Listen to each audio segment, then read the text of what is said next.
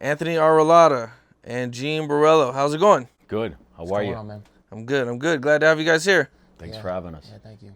Yeah, for sure, man. Well, for the people who don't know, can you kind of give them a little bit of an introduction to you guys? You know, who you are, where you're from, and what it was like for you guys. Yeah, I'm Anthony Arulada. I'm from Springfield, Mass. I was the former boss for the Genovese family faction of Connecticut and Massachusetts.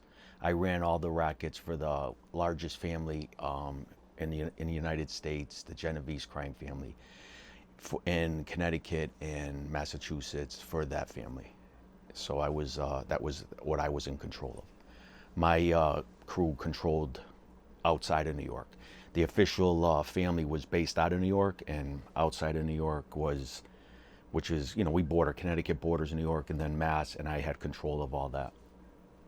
So there's other factions to it. There's different families in New York. There's 5 families in New York.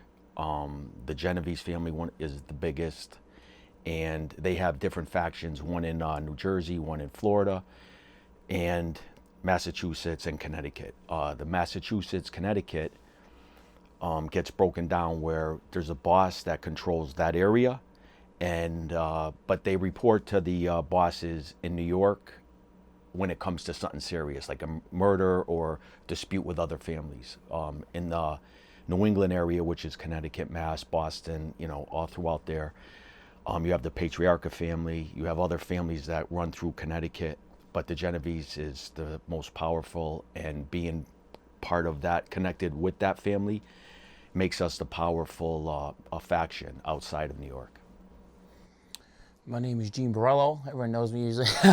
Former enforcer for the Brown crime family. I was based out of New York, born in Brooklyn, raised in Queens. My department was basically collecting all the money, hurting people who need to be hurt, shooting people who need to be shot, all the bad stuff. I had a huge armed robbery team. I was a known heist guy. I ran with Vinny Asaro and Ronnie Gialonzo, and basically I caused havoc for most of my life. That was it. Okay, so growing up, did you guys have it rough growing up, or did you guys have it easy growing up? So I'm from Howard Beach, Queens. If you look at the neighborhood, it's $1 million neighborhood, right? But it's the most corrupt suburb. Everybody knows what Howard Beach is. All the mob bosses lived there. It was, the Mafia stronghold, you could say, one of the biggest Mafia stronghold neighborhoods in the country. We had 4 bosses living there out of the 5. So think about that. With all captains, soldiers, and associates. The neighborhood was just flooded. You walk out your house, there's 30 bookmakers, 20 loan sharks. You know what I mean? It's just a corrupt, rich suburb. It's all dirty money, and the mansions that you see is bought with, dirty money, gangster money. So I would say I definitely didn't have to be a criminal, but I definitely wanted to be. So I wouldn't say I had it rough. If you look at my neighborhood, it's beautiful, but I chose that route because that's what I wanted to be. And, basically I can't sit here and say I had a hard life growing up, Yeah, I mean, I didn't have it rough. I had my father was one of the largest small businesses in Springfield, Mass. He was biggest, largest wine grape distributor, getting the wine grapes from California, shipped all the way to Mass. He sold like 40 trailer loads, during wine grape season. He had a large fruit and vegetable Italian store. So growing up, I didn't have it rough. I made it rough on myself, constantly getting in fights as a young kid, leading, up to assault cases, getting arrested, a shooting case when I was 20, getting a 5-year sentence. So I kind of made it rough on myself, growing up. But as far as like money-wise, we didn't grow up, we weren't rich, we were middle class, and I grew up, not hungry and not poor. So it wasn't like we grew up in a rough city. There was always, where I grew up, it was Italian-Irish neighborhood. And then later on, Italians move out, Irish, move out, and they become, you would say, a ghetto, let's say. So at that time, as it was coming on, you could call it like I, lived in kind of like that sort of environment. But it wasn't, I made my life tough by being violent and putting myself in prison at a young age. Okay, now both of you guys grew up with this big influence. Yeah. The streets, the mafia, and everybody. Were your friends involved too? Like, how did all that Yeah. Growing up in good neighborhoods, you typically don't hear Well, about guys. Well, here's the thing. It's not a good, like I said, it's a mafia influenced neighborhood. So I grew up with John Gotti's grandkids. I grew up with Boss's kids. Everybody's related. Everybody's connected. Everybody's around someone. Like I said, at the age of 15 years old, I knew already about the organized crime better than a guy, 30 years old, because it's born into it. My uncle was a captain in the Gambino family, one of the most feared, respected guys for his time. He had dozens of murders. Fat Andy Ruggiano. My cousin Johnny Boy was a hitter for the Gambinos, killing people at 20 years old for them. He was later killed. So it was all around me. You know what I mean? That's all I really knew, and that's all I wanted to be. So growing up, you might say it's a nice neighborhood, but it's not. We grow up fast. At 16 years old, I was already committing crimes, already doing bad things. So I understand what you're saying, but it's all around me. It was in my face 24/7. And also being Italian, you look up to you idolize, like you got gangs today, and I'm sure they looked up to the successful drug dealers. Back like in New York, you had Nicky Barnes and Frank Lucas, and they did do movies on. And a drug dealer, would idolize, want to be them because of the money and the power. Well, the Italians, growing up, if you're criminal minded or you're a wild Italian kid growing up, Right. the mafia is what you're going for. Especially, growing up like we grew up, when the mafia was truly a dangerous, powerful organization globally, not just nationally. I mean, they were powerful in every city in America, just about. Every had a powerful family, and then they slowly they started to lose it, but the Northeast still hung on. New York's 5 families, New Jersey, Pennsylvania, Massachusetts, Connecticut, all major families. My family, my uncle was the driver for the boss of Massachusetts for the Genovese family, so I grew up with him. I grew up with the presence. Like I said, my father had the store. They were always frequenting my father's store, having meetings there. Old-time bosses from New York that ran the family coming up and meeting the bosses in Springfield, Massachusetts. You look at them, they're driving up in cars, they're feared, they're respected. You go to school as Italians, we all know who they are, so you want to be one of them. If, not every Italian. I'm talking like us being like little wise guys and wild kids. And like we were always fighting, getting in trouble. We aspired to be a gangster, and that's who we looked up to. So at one point, do you guys actually start making your way towards that? Are you guys like? Did they have street gangs that you were from first, or was it just like straight to the big leagues? It's not street gangs, but you do have like I could say farm systems.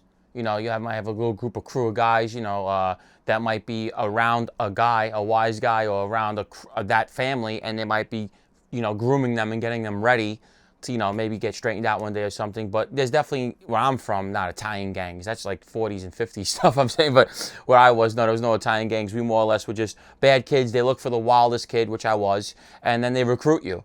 I started committing crimes at 16. I was already doing armed robberies at 18. You know what I mean? I was going to jail and out of jail my whole life. So, I was grabbed up early and made a name for myself with them quick. Yeah, like Springfield, you wouldn't call us a gang, but we were a gang of us as a young kids, and you had different age groups. Our group was, let's say was around 15. We hung around 15, 16s. Then you had the little older groups, and we had corners. Like in Springfield, you had a South End was all the Italian section, and the youngest would hang out on this corner. We had 50, 100 guys hanging around at the corner at nighttime. Across the street, they were a little bit older. You'd have another 50 guys over there. A little bit down the street, a little bit older age group, they would be hanging another 50 guys. We had like 5 different, but then you got down by we had 3 Italian clubs, and a lot of immigrants came to Springfield. So you'd have it loaded with immigrants and hundreds of people just hanging around the corner. It was all Italians back then. So you want to call us a gang, even though there was packs of us, and we grow up wild down the South End and of Springfield. So and like he said, the older the mafia looks to recruit the young kids that are willing to commit violence, and as you get older, the mafia is an organized crime group where it's about money. So you start getting involved in mafia rackets that you get taught at a young age. Like gangs are more, is 99% of it's all drugs.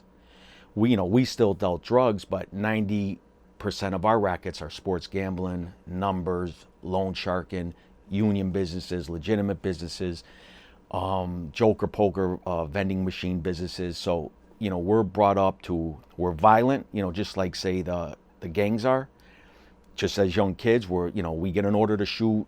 They tell us to shoot the prosecutor in the case, and we're 17 years old. We'll do it. That's how we're crazy like that. But we gradually get led into the rackets, and that's how we get put into they recruit us. How do you get recruited? Like, what's that conversation like? Do they? It's no conversation, it's more like they might say, oh, you want to earn money? Oh yeah, you start collecting money for them. They think you're a debt collector. It's baby steps. You start off, they see what you're capable of. I had guys that were tough guys with their hands, and when it went past hands, they don't want nothing to do with it. There's always capabilities. I just kept going and going and going. I had no limits. So it was easy for me to get grabbed up by a crew. Go shoot this guy in broad daylight. I'll go pop the guy in broad day in front of everybody. You know what I'm saying? That's how I was a wild cowboy, so they liked that. The crew I was with was violent. They made a lot of money and, making thousands and thousands of dollars, doing nothing basically. Loan sharking, sports betting, extorting. I love robbing drug dealers. That was my side thing. We used to terrorize them. We weren't supposed to, but we did it. And like I said, I got grabbed up young, and they knew I was capable, and that's what happened. I got put on a crew. I was like 18, 19 years old. And with Italians, they know us at a young age. They know where our fathers, they know our grandfathers, They know in Italy, what part of Italy we're from, so they know who we are growing up. In my case, I went to prison for a shooting case. I got a 5-year sentence. When I came home, the boss of the family, Al Bruno, came to my house and put me on record with them, meaning he asked me if I wanted to be with him. He's a made member in the Mafia. So putting me on record means that, he's gonna be responsible for me. He goes to his boss and he tells him, and he gets the okay, and now I'm officially an associate on record with the Genovese crime family, and that's how it goes. So now I'm not a made guy, I'm an associate. Working your way up. And I'm on a record with them now. And the next step would be if, you're around, and as a couple years go by, they see you growing up, you can become a proposed member. Once you're a proposed member, you're just a 10-minute ceremony away from being an inducted member. And that's when you're officially a made man in the Mafia. So it's a gradual thing, and it starts off with same thing like gangs, young kids, wild. They know who we are. They know what we're about. They've seen us grow up. That's how it is in his neighborhood. I wouldn't know in his neighborhood. His guys would know who the young guys are in Howard Beach, and same thing with us. All the mobsters know who our fathers were, right. Grandfathers, and all the way back to Italy. They trace the roots, and that's why it's like it lasted so long. The Mafia, with all over 100 years, and they trace the roots back to Italy. You have to be Italian to be made, so that was another thing that kept it strong and close knit. Right. So the movies is like you got to be full, but then I heard you don't have to be full. Well, I'll break it down. So if you go back to the 70s, they trace all your last names. They have to go back. Now they don't. They just trace your fathers now. So my captain was half Irish. He was Italian and Irish. You know what I mean? There's a lot of guys I know that were mixed. So now they only trace one side. As long as your last name's Italian, they don't trace all sides now. They used to trace all the names. No more. I mean, at what point do you guys first get in trouble, or get? So you went to jail for 5 years, right? You come home, right? So going to jail for 5 years, that and being solid and everything in jail proved to them that you were capable of that life. Yeah, and I didn't even have to do that, but that's just one step. Mm-hmm. They tell you that one guy, someone disrespected his wife, and I laid for the guy and gave the guy a beating and things like that. Go give a guy a beating, start making money with them. I became a big earner and was making lots of money for them at a young age. So it just gradually progresses, and you get deeper and deeper involved. So you don't really have to do a specific thing. To get inducted back then, you had to murder somebody. So it eventually comes to that. But by the time you're growing up, they know who's capable of pulling the trigger, right, and killing somebody. And so some guys are great at making money. And that's why I say associates. Some guys are good at just violence. They couldn't make 2 cents. The ones that are the most dangerous are the ones that are capable of making big money, because money is power, and able to pull the trigger and murder. When you can do that, you're lethal on the streets. And that's mostly what the Mafia is about. It was all killers, but there's a lot of people that snuck in, because of they were big earners, somebody that they were related, a father figure or a uncle that got them in, and maybe they didn't have to go and pull the trigger.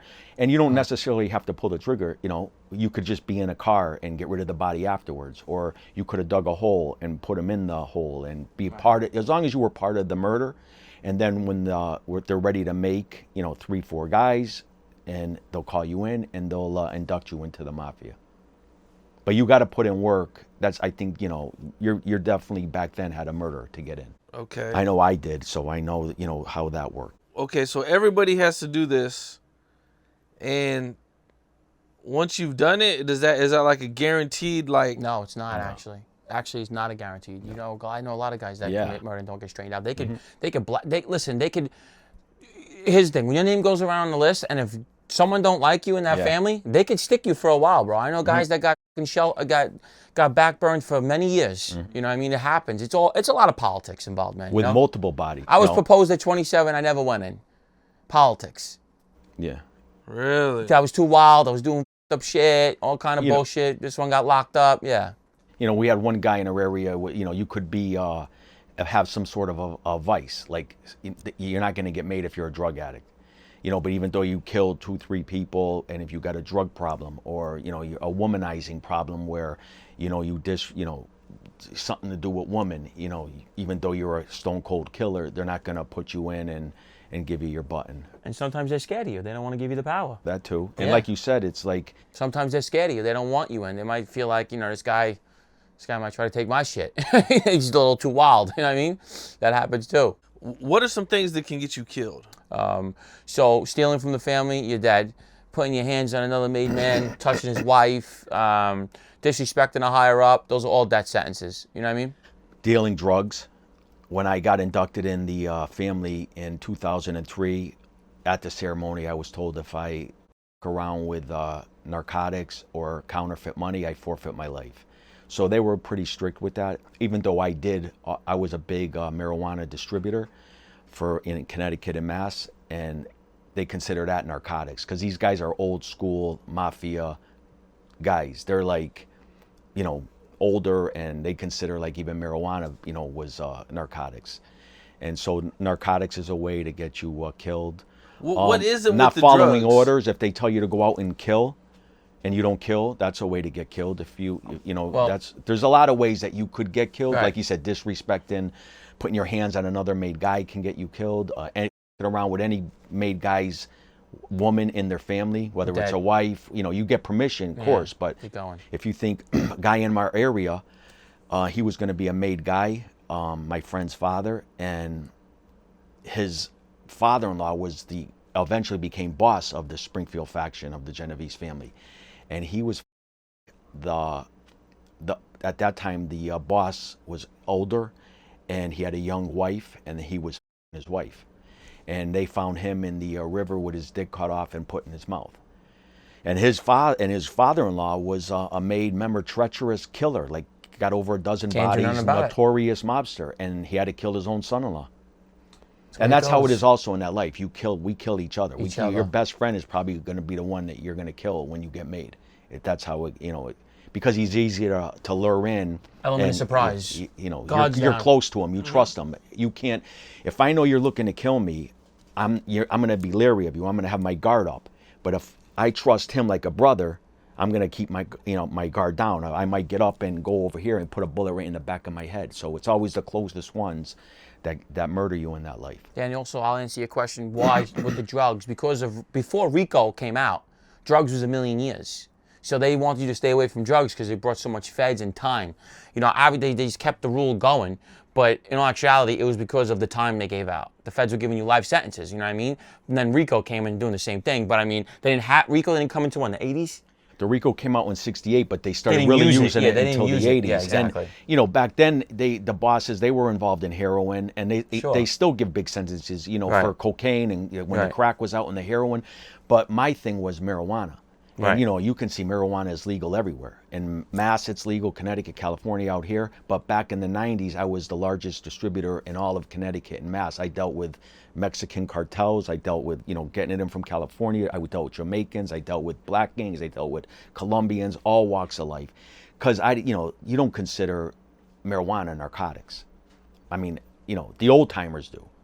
They consider that narcotics. I got caught one time with 40 pounds and my boss wanted to have me killed because he wasn't part of that, and he thought that his bosses, that he was involved with me and he was going to get killed. Yeah. So he was going to kill me before he made a comment to one of my friends that if he thinks he's going to get me clipped, I'll clip him before I get it. And so it was, they consider that very, like I said, at the ceremony, they said you deal with it, you die. Can you take me through the ceremony? Is that something you can do? Yeah, I mean, it's a quick process. The day I got made, it was 4 of us. Like I said, Genevieve's family, it was New York is where their power base is. Manhattan, Bronx, all over, they're the stronghold. I had to put in a piece of work. I had to go to New York. Now, Springfield is like a 2-hour drive to New York. I had to drive 2 hours. And it's kind of a long story, but long story short, we went down there with silencers and we shot a union boss for the Genevieve's family bosses. We shot him 9 times while he was getting in his car. 6 months later, because of that, I get inducted formally into the family. So that's what I had to do. Never mind all your other violence and going to prison and hundreds of beatings and fights you got into throughout your whole life, jail time and everything. He's nothing. That shooting that I went down to New York, shot the guy 9 times while he was in his car for the Genevieve's family bosses. 6 months later, I get inducted into the family. Go to New York. You get there, you meet at a restaurant, you leave all your jewelry and anything, beepers back then. This was back in 03, phones, everything. Guy whispers in your ear when you go into the meeting. Captains, these are all heavyweights too. Everyone you're talking to and dealing with have multiple bodies, multiple murderers. That's what makes the Mafia so strong then. And, you had to commit murder. So you're dealing with guys, some guys in New York probably got like 30, 40 bodies. So even in Connecticut, we had guys, Whitey Tropiano, Murder Inc., Billy Grasso, even guys in Springfield, dozen murders. So you're dealing on all that level. Now you go, there was 4 of us that day, and you're dealing with all high-powered guys in the family, in the Genevieve's family. They did 2 at a time. We were at a restaurant. They drove 2. They got straightened out. Then they picked us up 2, and they drove us to this social club setting. You walk in, a gun and a knife on the table. Boss is sitting at the table. Other captains around. They ask you which finger are you going to shoot with, your trigger finger. Mine is my right hand trigger. They prick it. They draw blood. They put it on a saint. They put the saint in your hand. They burn it. You repeat after them about the codes and the omerta, and you break the omerta, you forfeit your life, you die, and as you're doing that, you're going like this, and it's burning in your hands. When you're done, you go like that. The next day, my hands were all black from doing that. And they go over some rules with you. Like I said, the drugs and the counterfeit money, family comes first above anything. The Mafia family, nothing else matters now. You are with a army now, and this is your family. Your wife comes second, your father, your kids. They call you to come. They call you to, they'll ask you would you murder your brother, a family member, if we told you to? Would you kill for us? Yes. Would you kill, if we told you to kill a member of your family, would you kill would you do that? Yes. And you say, they ask you, do you know why you're there? No, I don't know why I'm there. So it's a secret society. Do you want to join this secret society? They ask you, and you say yes. And so it's a 10-minute process. So I'm sorry to interrupt you. They don't tell you why you're going there?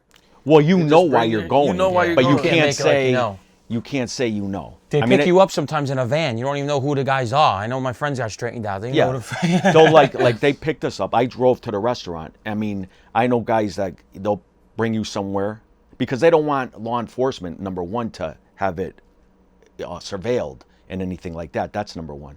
So they'll pick you up, bring you over there with a car, switch, get into another car. Sometimes they'll do it 3-4 times before you go to the actual spot. And that's the way they kill people too, by the way, when they're bringing them into a meeting. In Mass, in Medford, Mass, the Patriarchas had a ceremony and they were inducting 4 guys into their family in Boston. And that ceremony was tape recorded. It's, if you look online, you'll see Mafia ceremony taped, Patriarcha family, and they got the whole thing on tape. They're speaking Italian. The 4 guys came in, they took their blood oaths. You can hear the whole thing, like, the family comes first. Same thing I just told you. It's all on tape from the Patriarchas. I think that's like one of the only times ever a ceremony got taped. That's why they're so cautious when it comes to that. And then, you're done. They get up, they kiss you on the cheek, and they go, "Hello, friend. Now you're a friend of ours." And they kiss me on the cheek, and they say, "Hello, friend." What made it important for me was I was made directly in New York. And he'll tell you it's, getting made out. I'm from Mass, and we control Mass in Connecticut. But when you get straightened out by the bosses in New York from that family, you have all the power. Anything outside, like I can walk amongst any gangsters in the country and get recognized as a powerful mafia figure because I got straightened out with the bosses of the family. See, we have a faction in Springfield, and if you're the boss, you can straighten your guys out, but you're going to straighten them out in Springfield. It still holds weight. You're still the Genovese crime family. They have to give you the okay to do that. But when you get straightened out in the in New York, in New York, it's like you're more powerful because you're direct with the bosses. You're direct with the guys that call all the shots. And that's what I was. Because of that shooting I had to go do in New York, I did it for the bosses. I didn't do it for the local mafia bosses. I did it for the bosses that actually controlled the family. And they loved me. They loved my crew. It was like, that. It was just, and that's what got me straightened out. You guys mentioned the RICO. right? How much did the RICO change things for the Mafia? It crushed it. I'll tell you why. They came up with these rules or laws to get the people behind the curtain. Okay, you can never get the guy ordering. So they made this thing, conspiracy RICO, where now, just on hearsay almost, you could be, if the shoe fits, wear it, pretty much, put it that way. You got guys getting, let's say I do a shooting, right? I did one in 2006. I got 3 to 6 years for it in the state. Bullshit time, 4 years. That same shooting you do under the RICO Act, the guy don't have to die. You're getting 30 years maybe, 25 years, because you're doing it to what? Up your position in the organization. They make these magical words, and they make it sound horrible on paper, and these guidelines are ridiculous. You could cop out to a 10 to life guideline. A 10 to life guideline for conspiracy to commit with the attempt, you never touch the guy. You just did the attempt. You didn't have to hit him. Now you have a 10 to life. It goes by your record now. It can even be higher, so you could have 10 to life with a recommendation of 18 years. For a shooting, you never even hit nobody. Think about that. So RICO is bad with gambling, sports betting, loan sharking. They have RICO minimum mandatories. You're in trouble, bro. It's a whole new ballgame. Yeah, it was a way to give guys large sentences. Back before, you'd only get 5-year sentences, 10-year sentences, and it had to be, and you couldn't tie everything together. If you are involved in a RICO conspiracy, and there's like 20 charges, you just got to be involved in 2 of the 20, and you don't even know who those other guys are, Right. And you're wrapped up in the RICO conspiracy. And what the thing about RICO is, if you lose at trial, RICO carries a 20-year sentence. So just alone with the RICO, and the RICO cases are so easy to beat. That's why the feds, when they say that their conviction rate on those cases are 99%, is because it's impossible to beat just the RICO part of it. You could be maybe a murder, you can meet, like where they need witnesses and things like that, a direct case, a state case. But when they put these conspiracies in, and a guy's talking on a wiretap and mentions your name, that you're involved in the conspiracy. So now what also the RICO does is it enhances you based on your level of record that you have. So we had a record since I've been 15 years old, the worst assault and batteries, drug cases, all kinds of violent shootings. That enhances you. And then how many federal cases you got, that enhances you. If you were a boss or a larger figure in the organization, if you had a larger role, that enhances you. If you were a made member, a guy in our area pled guilty, he was going to get 2 years. He ended up getting 3. The mob boss was talking to an FBI. So now it's on record that he's a made guy. He got an extra year.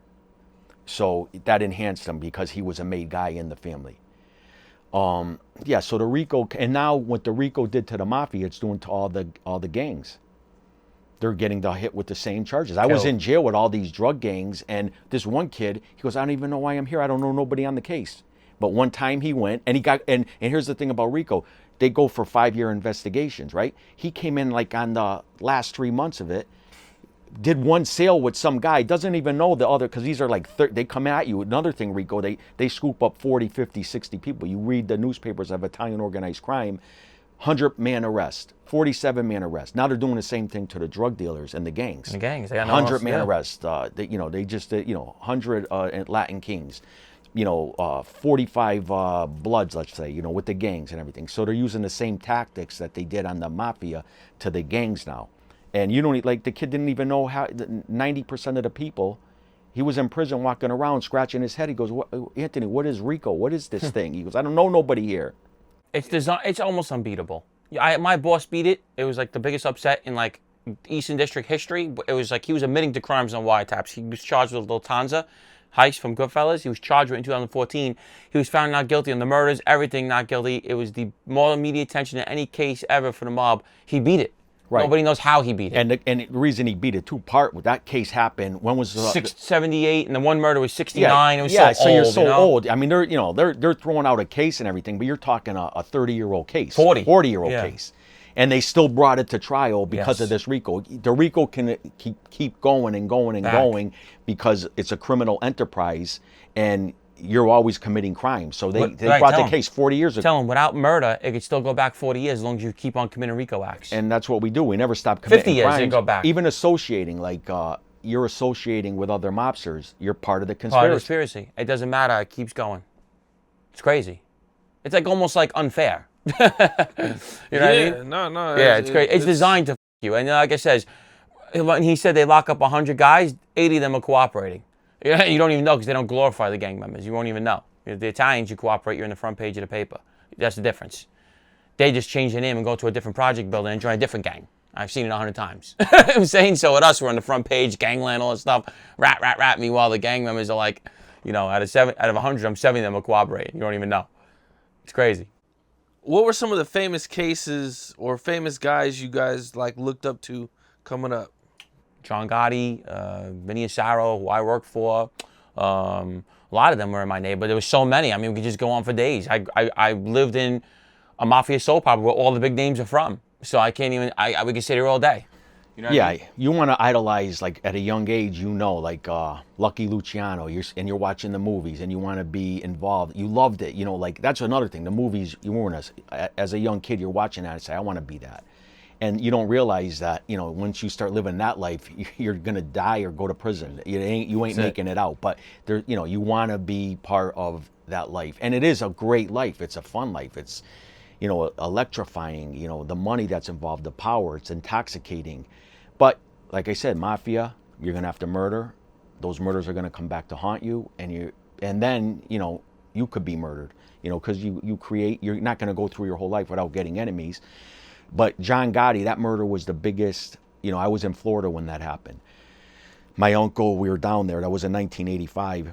We were coming back from around Christmas time. My uncle had kilos of coke in the car. I was a young kid, like 16 years old, 17, right around there. And we got pulled over. We got arrested.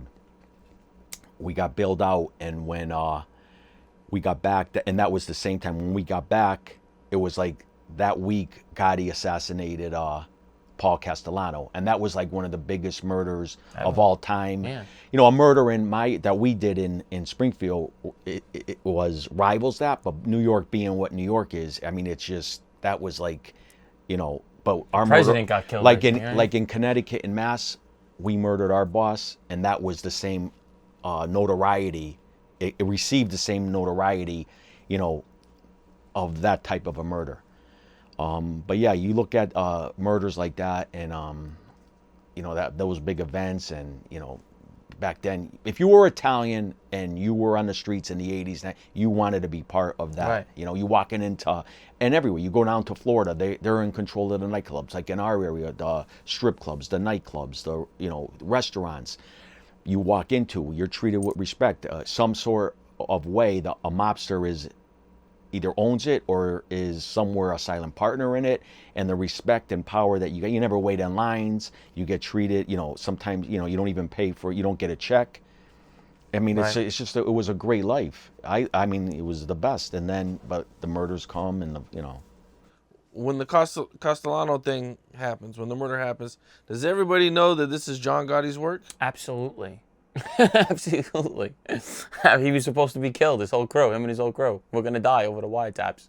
Everybody knows that. They were dealing heroin. They all got locked up for it. They're all dead. He has to kill them all. By law, by mafia law, they all have to die. I was a young kid, so when I Yeah. looked at that, it was like, just, and it was from New York too, so it wasn't, but it was, I think right away, it was like mentioned in the papers that he was getting the blame for it, that he was the new boss of the family, and right away, I think they were reporting that they knew who was behind it. Okay, now, looking up to John Gotti and The Gambino family. That's Gambino Gambino, family. yeah. And it wasn't that you looked up for him, it was just when that murder happened, he was like a rock star in the mafia underworld. he was. So it was like, and then he was cocky and he wore suits and, he rubbed it right in their face. He was beating cases. I mean, how could you not, as a young gangster, not look up and idolize that guy, Yep. I mean, but we were the Genovese family. On the opposite side, our boss walked around in a bathrobe and slippers on the streets of Manhattan. So that was the contrast of it, and I idolized him. You got one guy walking around in $3,000 suits, killing his boss, and it was like, like flamboyant as crazy, I fuck. know. And then you got this guy walking around pretending he's crazy Yeah. in a bathrobe, and he's 10 times more powerful probably than Gotti was, because he was already a boss and everything like that. In fact, they were going to kill Gotti. They had several attempts to kill Gotti. Our family. Oh, did. they wanted him dead. Yeah, they tried. They The blew up guys, the car, guys the chick pled killed guilty. it. Yeah, they were trying to get him like crazy. Genovese guys out of New Jersey pled guilty. Yeah, our family boss, the Chingiganti, ordered Gotti to be murdered. that's when they killed the friend, right, with the car bombing? Yeah, right. Frank DeChico. Frank DeChico. Yeah. Right, okay. Were you guys always locked in with the families that you were locked in with, or? No, I was originally supposed to be Gambino. I was born Gambino, but I didn't go with them. Over something that had happened, I ended up switching and going with the Banos. That happens.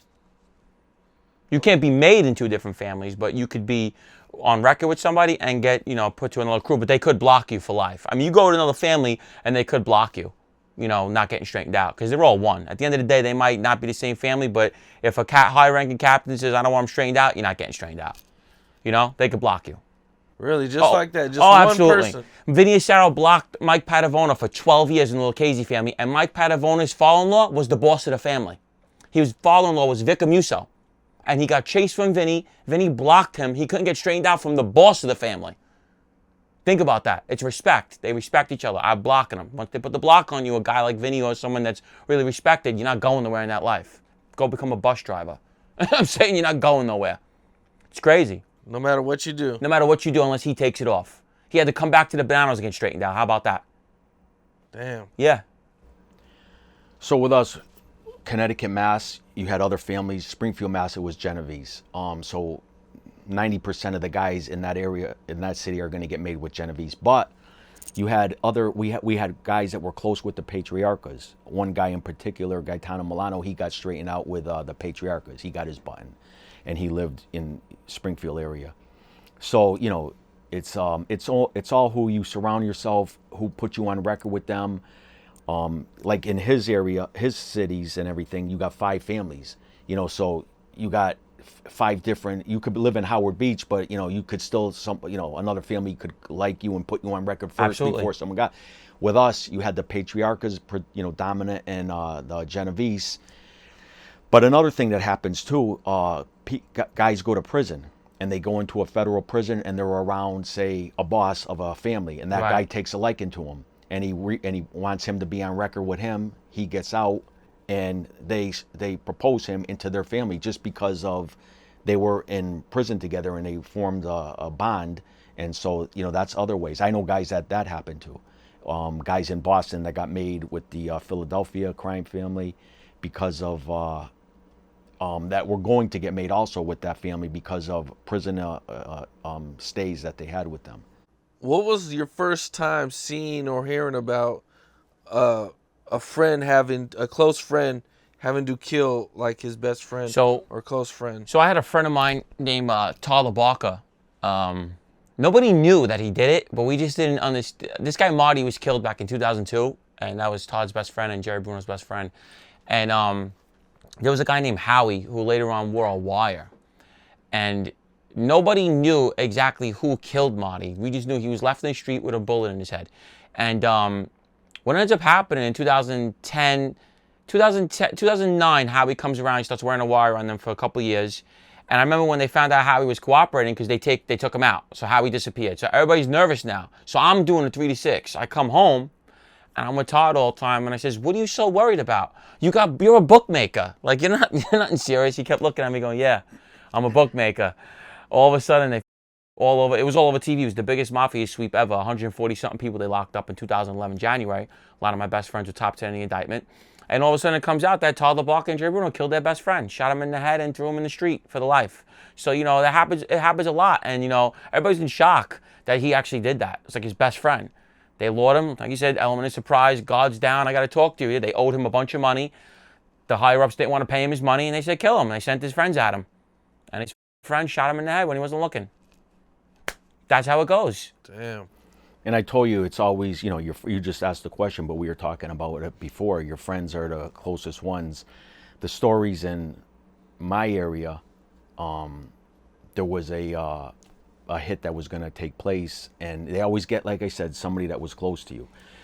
This one particular hit, it was the Schiavelli brothers, and they used, they were both bosses of the Genovese faction, and they used this Babes Schiavelli, who was the boss in the mid-90s, to lure his, he was close with this guy, but they couldn't get at him because the guy was always around somebody, and he was always, he was savvy gangster, and it's hard to kill, when the guy's always on guard and always, he's got people. You never think if, well, they're not going to kill me because I'm with my wife, because Right. the Italians don't Not in front kill of kids and the woman. Not So in allowed. this case, Total against that.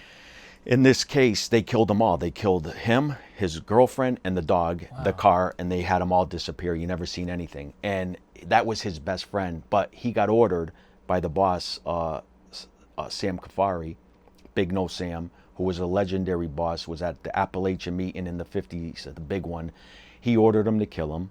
You cannot say that you're not going to kill him or you die. Right. It was his best friend. He was the best man with him at his wedding. And so when they killed him, they had to kill his girlfriend, the dog, the I can't car, believe that. and it all disappeared to this Wow. day. They never knew where they were. Yeah. He was so upset by it. He didn't leave his house for like 3 weeks. He was hurt that he had to kill his friend like that. It probably was a horrible murder. They killed the girl and everything. So that's like stories that we knew that took place. But in my case, I pled guilty to conspiracy to kill my best friend, one of my best friends growing up. Yeah. They put a false label on him, said he was an informant. He wasn't. The guys that were informants, the Schiavelli guy that I was telling you about and his family, the Bazils and that part were the informants. And they put a label on him, and I pled guilty to conspiracy to murder him. My boss, who's like my mother's cousin, I had to kill him because I got an order to kill him. And now this guy was like a father figure to me my whole life. Best friends with my father, like a father figure to me. He was the one that put me on record with him in 1991, but I got an order to kill him. I had to kill him. So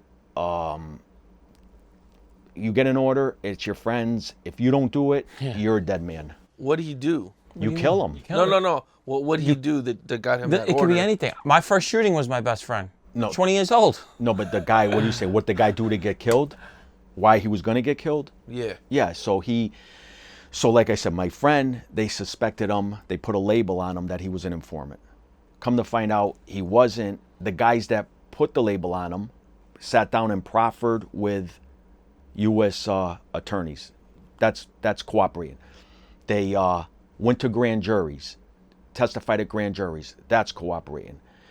Talked to state organized crime task force and FBI agents. That's cooperating. They put a label on him.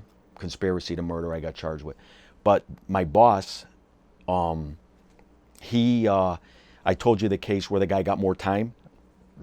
He was going to get 2 years and he got 3 because there was a 302. A 302 is a government paper that says that you sat down and talked with the, anytime you talk with a Fed and it's about anything related to the criminal activity, they have to report that. So it's called a 302.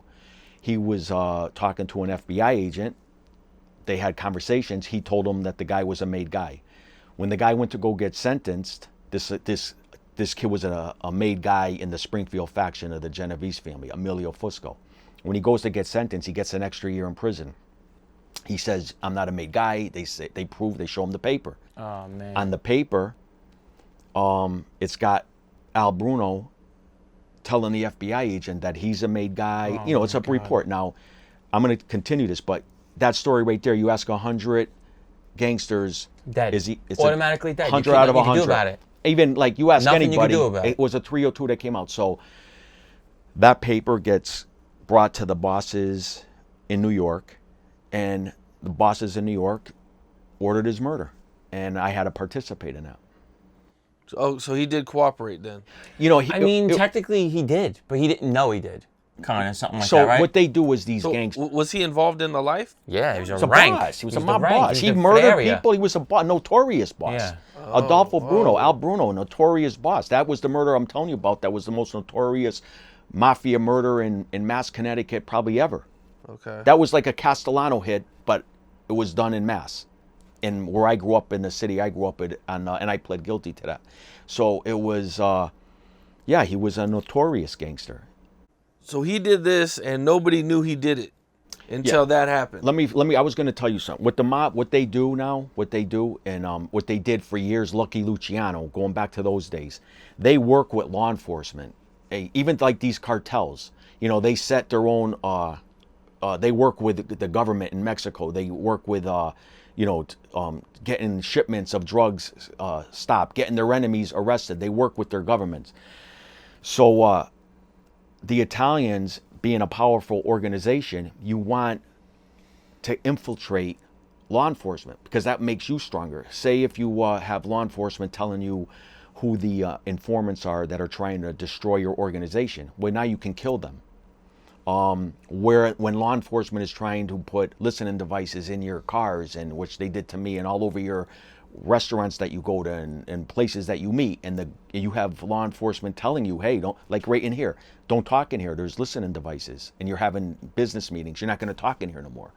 So, and to get rid of your enemies. All right, listen, you're going to kill your enemy, right? You're going to end his life.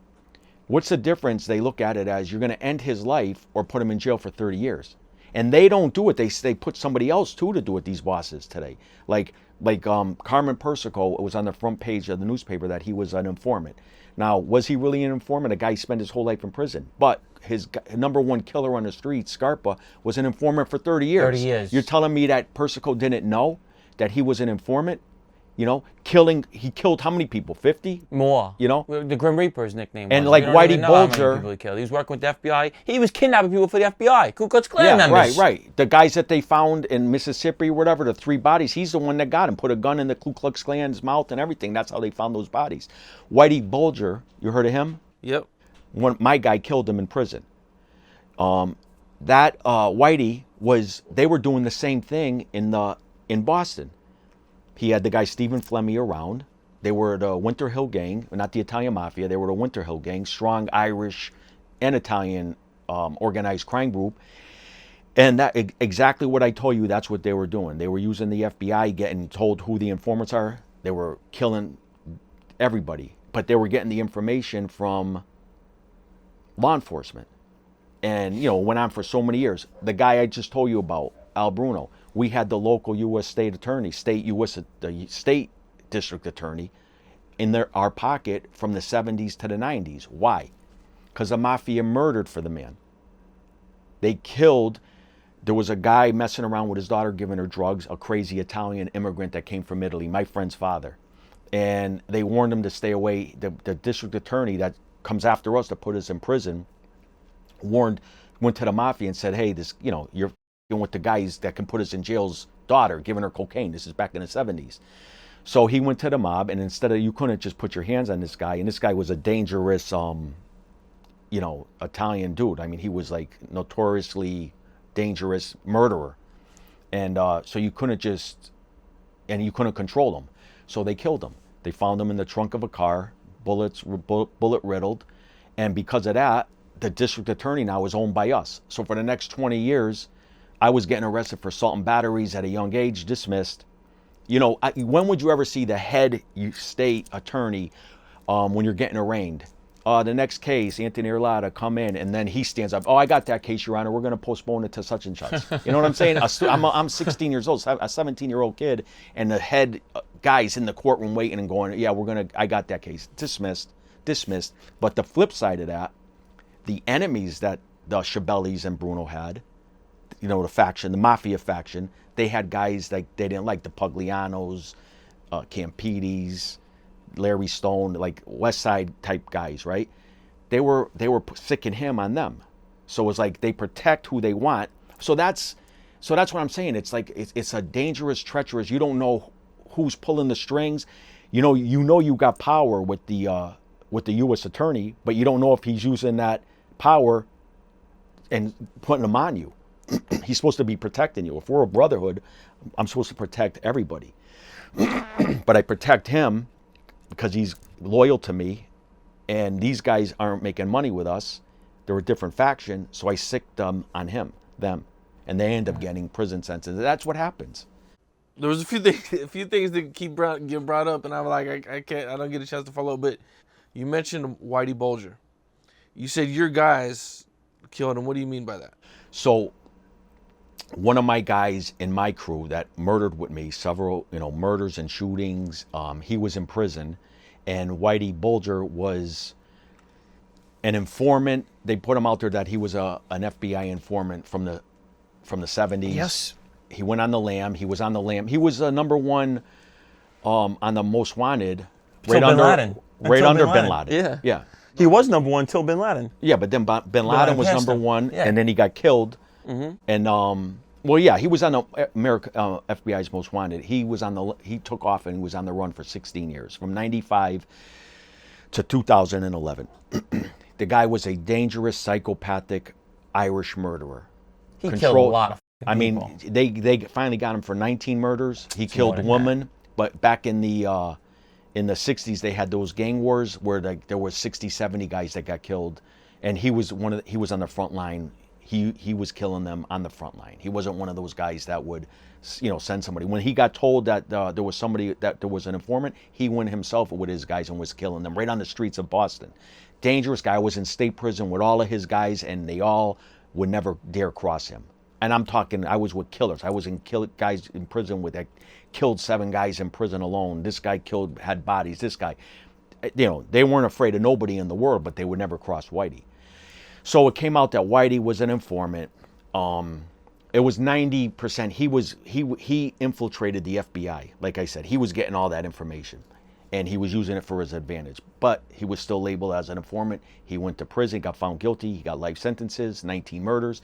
He gets put in a prison. Then he ends up going to this transfer to Hazleton, West Virginia. The worst penitentiary in the country. Yeah, there's 13 penitentiaries. Anybody that's got any type of proffer agreement, any type of baggage on their PSI, RSI, whatever, yes. The PSI, and it's there. You got to check in. You can't stay in the prison. I mean, it's not in a fucking penitentiary. Hazleton, people getting killed every other month. He was there. He got there at nighttime. Hours. He got there at nighttime, like say 10 o'clock at night, and 5 o'clock the doors open, and he was dead 3 minutes later. Damn. He didn't make it another day. He was 90 years old in a wheelchair. But still, you live by the sword, you die by the sword. He did a lot of bad things, and people loved when he got killed. They would cheer. Oh yeah, they loved it. Yeah, of course. He killed a lot of people. Yeah. Who was the guy that you heard about that maybe had the most bodies? For New York, it's either going to be Grim Reaper or Roy DeMeo.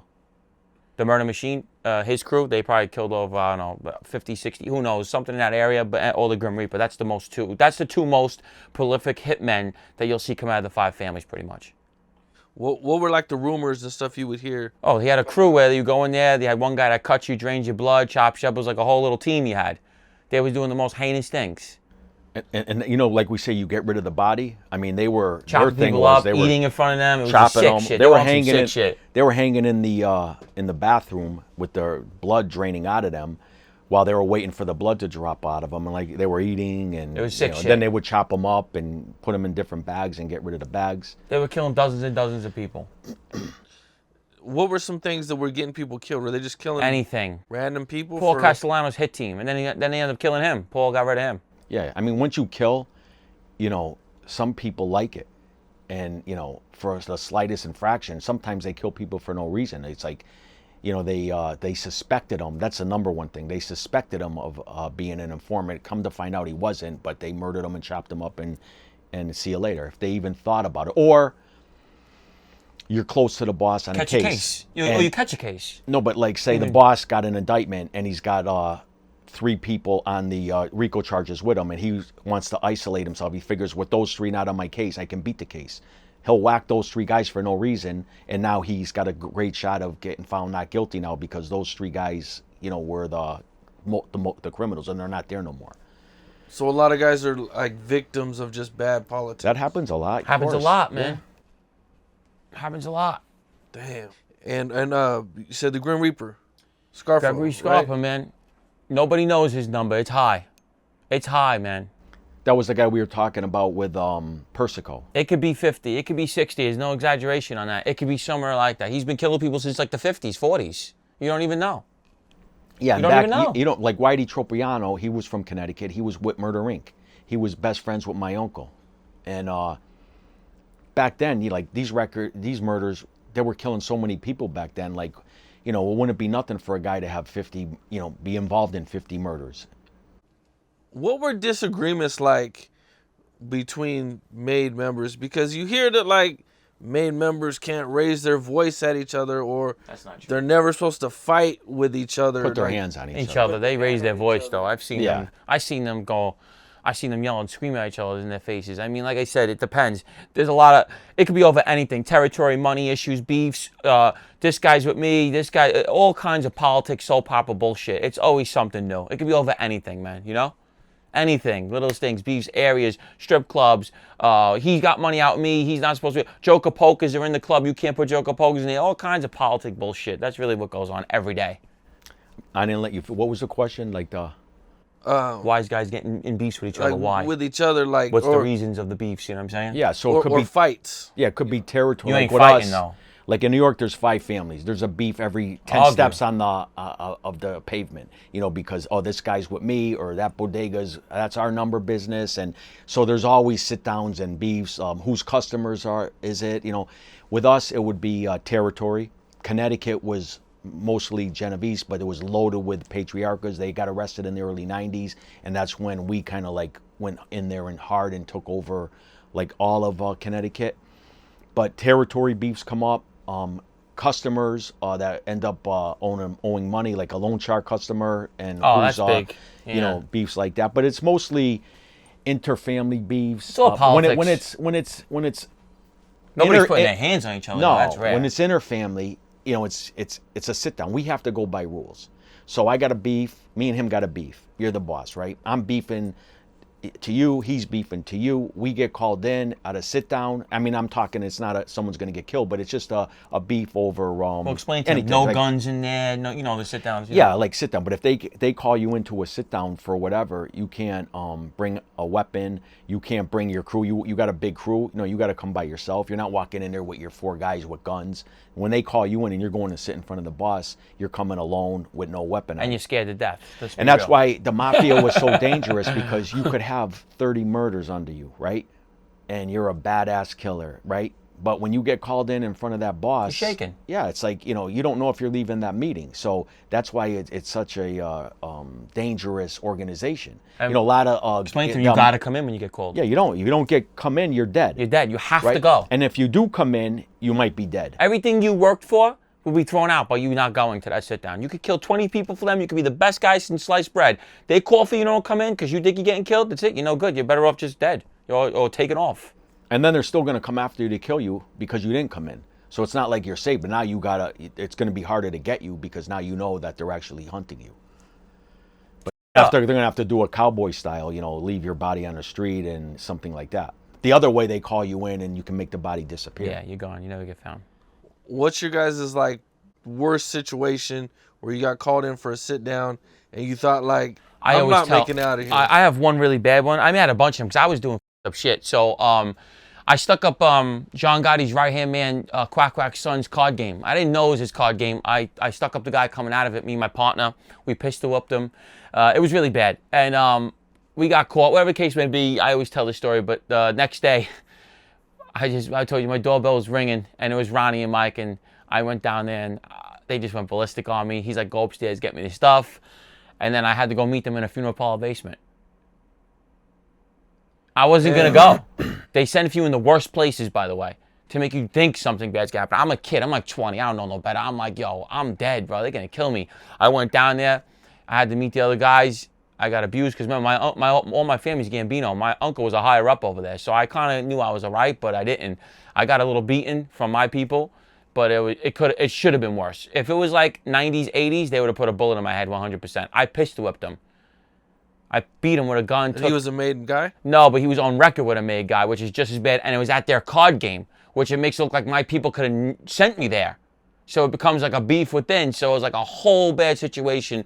And they're all friends with each other, so it made it worse. And Ronnie's like, you got to go meet them.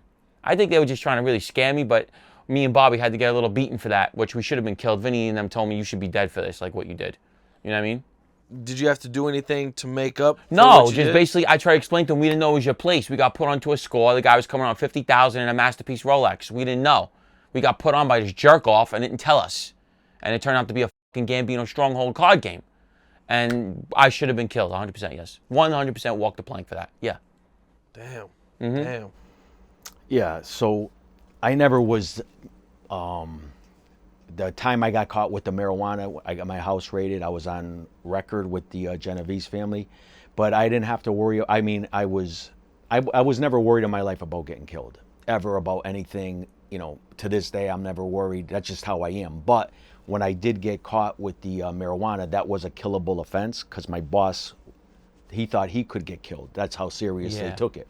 But I never got called into a sit down over that. What that happened back then, I was shelved. I was shelved. I was banished, like, from being around mobsters. They took me off of the, formerly associate with them and put me on rec with them. They took that off, and I was no longer a part of them. And you got put on the back burner, right? Yeah, 96 to 98. Yeah. One other time, I was a huge sick gambler. Like, I used to bet 5,000 a game, 100 games a day. I mean, I lost 450,000 in Vegas in 1 week. I was a major gambler, and so we had our own sports gambling business. We had 100, and we controlled, like, say 150 were betting with our office, but there was 100 other bookmakers that throughout Connecticut and Mass, probably 200. So in our particular office, we had like 150, and I was in control of running it, and I was betting my own office. And I was losing. I was betting 2,000 a game was the guy's limits, and I had 10 guys betting my office, all for 2,000 a game, and they were all betting the same game. So it ended up I was like betting 20,000 a game. Like, I would call up one guy and put like, yeah, J.O.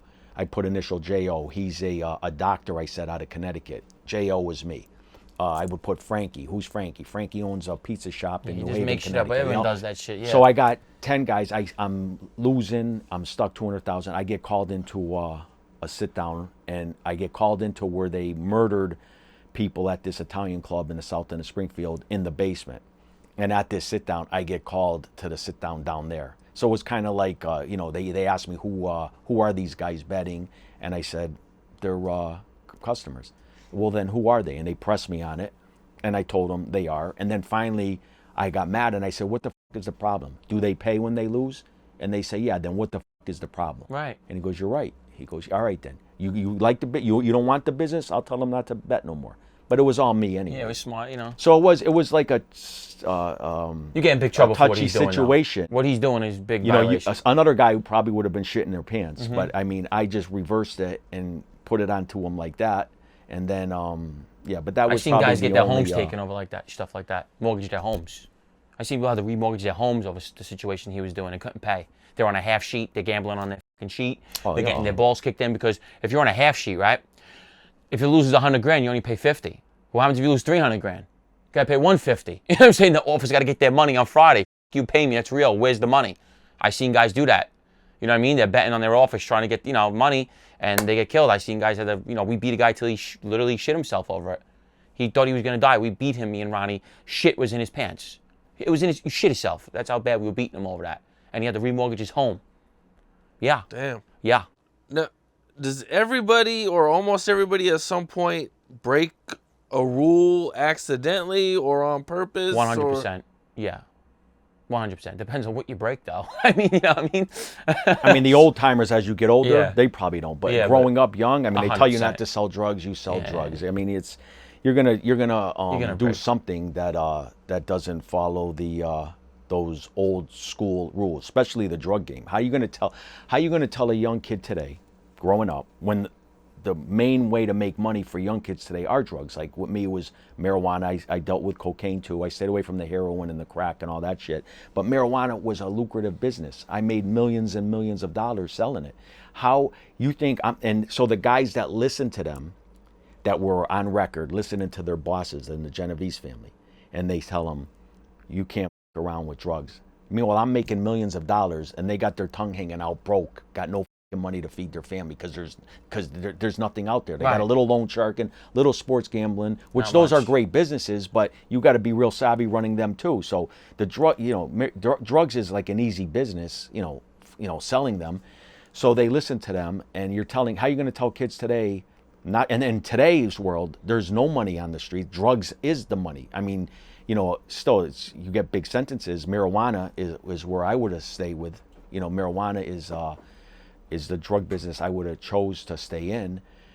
But there's no, as far as the Italian rackets, those are pretty much wiped up and washed away. You can still make money in the Italian in the organized crime rackets, but you can't make enough money to feed a mafia family.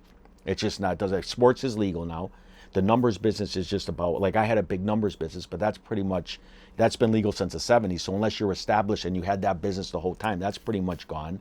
Loan sharking is a risky business because, you don't want to lend out too much. So you want to keep the loans on a small level. That's right. So it's like, where's the big money coming in? The vending business now was big, huge. The casino vending, the Joker pokers, but now there's casinos everywhere. They just put a MGM in downtown Springfield. So it's like, before they used to go to the local bars, we had control over all of them, bringing in us 150, 200,000 a week, our end. The bars end up making that, we end up making that, because we had, all that control. Now the casino's there. Why they love going to the casino, and it's legitimate and this and that, and so that wiped up. So there's nothing on the streets as far as organized crime rackets unless you're established and already got them going. Sports gambling is legal. What is the mafia like today? It's dead. Washed up.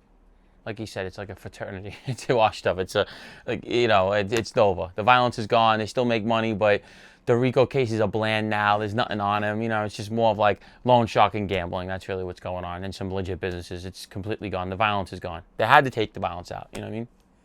Okay, so I seen a video where, instead of killing you now, they just banish you. Like you're just not the welcome. one I said there. That's what he was saying. Yeah, that's what I correct. say. Yeah, it's like so murder is out of the question now, and if they wanted to kill anyone that ended up getting out of their life, say cooperating, they wouldn't have enough bullets to kill them all. The streets are flooded with informants. Number one. Number two, it's the murder is what gives you those big sentences. So if you just stuck with the rackets that I was telling you, and you get hit with a RICO and you plead it out, you go to jail 2-3 years, if that. 5 years at most. It's not a big offendable cases without the violence. When the violence gets involved, you have to get an order from the top. So the boss is involved in that conspiracy now. So he gives it down, and it goes down, and it goes to the guy that's actually going to commit the murder. That's right. And then when that falls apart, he's involved. So the boss don't want to have nothing to do with it about that. So what you see now is the Genovese family is powerful. They got powerful bosses worth hundreds of millions of dollars. They're not involved no more. What they do is they put up a stooge, a lightning rod. They put him up as a lightning rod to catch all law enforcement heat. So they put another man up. And then he thinks he starts running around because he's happy. He was a nobody his whole life. Now all of a sudden he's a boss for the Genovese family. And next thing you know, the feds are sending guys in him. He's driving around with a federal agent. He's got informants all around him. And next thing you know, they draw the heat. So they isolated themselves. They don't want to be part of issuing out murder contracts. They're still a powerful organization, but they're just money powerful. They're they're still in construction and concrete, and they still have some part of not control of the unions like they used to. Legitimate, the waste, the trash business. So they're still involved in tens of millions of dollars of business revenue coming in, but it's legitimate business. They got legitimate partners. So they're still the mafia. They get their respect, but they're going to lose the fear and respect that they once had because they're not going to kill no more. It's more of like a secret society that's going to be a secret club. It Whereas changes everything. if you fuck up, we're going to hurt your pockets. Right. What do you have to do now to be made? Be a jerk off. Jerk off. They can make Yeah. the camera. It doesn't matter. Anyone gets made now. It's a joke. I would never want to be organized crime. Why When I would was you wanna coming up, be I made? liked it. You don't even want to be in it. For what? What's it do for you? Nothing. Listen, guys were running away from that life in the early 2000s because you can make more money legitimately. And why would you want to have to go kill somebody, right? That's what you would have to do to get made, be part of a murder. And they can't offer you nothing today. At least back then, they had a network where they could, we had sports gambling. We can make you a partner, give you 25% of a multi-million-dollar business. The Joker Pokers, the loan sharks, the marijuana business. There was things that you could offer these young kids today. When I was a young kid, if they told me, like I said, to go shoot a cop, I probably would have did it. I would have did anything. Young they asked kids me. would do it. Like these young gay kids, like why do you think there's so many murders on the street? Because they're young, and when you're young, you're wild, and you'll do when you get older, you get knowledge, you get the wisdom. You would never commit to do the shit that you did when you were 17, 18, 20, 21 as a young kid. So these guys are, there's nothing that they have to offer. So now here's where a guy would become made. We're going to make you into the family, and you're going to be part of this legitimate construction business where it's doing $100 million a year. Right. So now that's how they can offer you to get made, but you're not going to kill nobody. Like I said, you're getting made It's not into even the mafia family. no more. It's not even nothing to be scared of. You know what I mean? What are you scared of? The fear was the thought of you being killed and all this violence, these crazy guys. There's no more even guys coming up like how we are. You know what I mean? They're a bunch of privileged kids. It's over. You know what I mean? It's completely over. I'll be honest, the mob is dead. Once these old timers die right now, what's left, it's over. Damn. When did you guys figure out that it wasn't for you anymore? Oh, well, I mean, I never thought about it like that. You know what I mean? What ends up happening is I seen it when I was in jail and everyone turned their back on me. That's when I seen it. Other than that, I loved it. I just didn't understand because I have it written on my arm. I lived and breathed this shit. I was literally, that was all I knew. I loved this shit. You know what I mean? So when I went into prison, I couldn't get lawyer money when my bosses worth $35 million. I knew something wasn't right. Okay? When I'm shooting people in broad daylight, shooting this kid in the car, doing this, beating this one up, all this crazy shit. And, I got 3 different conspiracies, state, Florida, and federal. I'm looking at an asshole full of time. My lights are out. My cousin wore a wire. My cousin's husband wore a wire on me. Talking about multiple people telling on me. I need help. I'm sitting in Rikers Island. The worst houses in Rikers Island. No help. My mother's giving me commissary money. That's what turned me out. Then my little brother's facing 7 years with a gun charge because I had my fucking scumbag cousin do something with him and he's wearing a wire. So I was in a fucking world of shit. And then these guys turned their back on me. So that's what gave me a bad taste. Other than that, if they did the right thing by me, I would have never flipped. I'm being real with you. I would have never flipped if they did the right thing by me. What changes everything is the life was a great life. With me, I loved it. And, I had businesses, restaurants, biggest nightclub, biggest restaurant in Cape Cod, Mass. I had everything, beautiful family, girlfriend, anything you want in life, millions of dollars. What changes everything is when you murder. So when you go to sleep at night, all those crimes I was telling you about, if there's no murder, no serious violence, you're probably going to get a small sentence. I had dozens of co-defendants that got indicted with me on the RICO cases, and none of them went to jail. Out of, say, 50 co-defendants, 2 went to jail. Only one guy, the reason the one guy went was because he got caught with a gun on one of the cases, and he got a 3-year mandatory sentence. So what changes the game is the murder. Now, you go to sleep at night. If I tell you you got 10 million put away, you're making 2 million a year coming in, you're living so beautiful, and if you get caught, you're gonna go to jail maybe for a couple years. It's nothing. You guarantee you tell anybody on the street, 99% of 100% will take that deal, all that money. But the minute you drop a body, you don't sleep like that no more. You know, you got little kids, 2 years old, 3 years old, and you got a wife and you got a family and this and that. Now you go to sleep, the feds come and arrest you. You don't know if it's a RICO death penalty case now where you're never going to get out of prison. So that's when you know it's really not for you, because it changes the game. It changes everything. And the murder is the thing that does it. When did this change happen? Like when do you think like the old school into where things are today? Like where do you think the rules started Technology, to change? I mean, honestly, it was a lot easier to kill in the 60s and 70s. You know, there's no Yeah, they cameras, had no nothing. nothing. You get my grandpa used to tell me they'll walk over a body. They don't even care. People walk in the street. It's different now. You know, technology is nuts. You know, you can't. It's hard to get away with things. That's really what changed everything, I believe. And I think guys back then were cooperating too. They just didn't get caught they for the say it. murders. Lucky Luciano, You know? these guys were all cooperating. They were but still doing it. What happens is you learn as you go, right? So the RICO comes out, and then by the 80s, they start using it. So they never got hit with cases like this where whole family, you know, the Angulos in Boston, 45-year sentences. Those were the bosses. You know, all the commission case in New York, all the bosses, 100-year sentences, right? Right. So you never seen it. So now the next group comes up, all powerful mobsters.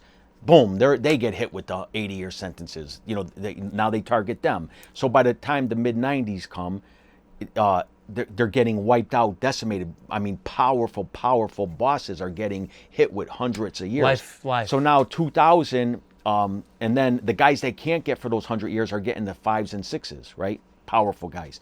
So now the early 2000s are coming. It's getting to be like around 2010, and now you're starting to figure it out. So now you're in 2024, right? They figured it all out now. No murder. You know, because listen, you drop the body, you get 24/7 surveillance on you. They know right away why the guy was killed. You know, Mafia guy was killed. They know who the suspects are and who ordered it, right? So now after that, it's just now we got to catch you. And they got all the time in the world and all the resources. Now it's 24/7 surveillance on you. They know you come here. There's listening devices. Your phone, forget about it. You could have it off. Buster Ardito used to carry a phone around back in 1997. He was the first guy ever that when the phone was off, FBI could turn it on and listen to the conversations, and he always turned it off. And you can look it up. John Buster Ardito, notorious, dangerous murderer for the Genovese crime family. So you learn as you go, and that's why, and you adapt and you evolve, and that's what they're doing right now. This is a period where they're adapting. And 50 years from now, you might look back and say the Mafia is bigger than ever, but it's like an organization, a seat where there's a CEO and it's like legitimate, but it's a Mafia. It's more of a legit thing now, You know, right? Or I mean, it's a legit like businesses they have. They're all You know, like- washed up. It's a washed up situation, bro. I'll be honest with you. It really is. It really is, bro. You know? so looking back on things and everything you guys been through, you know, when you were in the middle of this life, you know, and you were committing the murders and going through everything you guys were going through, you know, was there ever a time where you didn't agree with something that you had to do? I was taught never say no. So my grandpa and them taught me if you want to prosper in this life, no don't exist.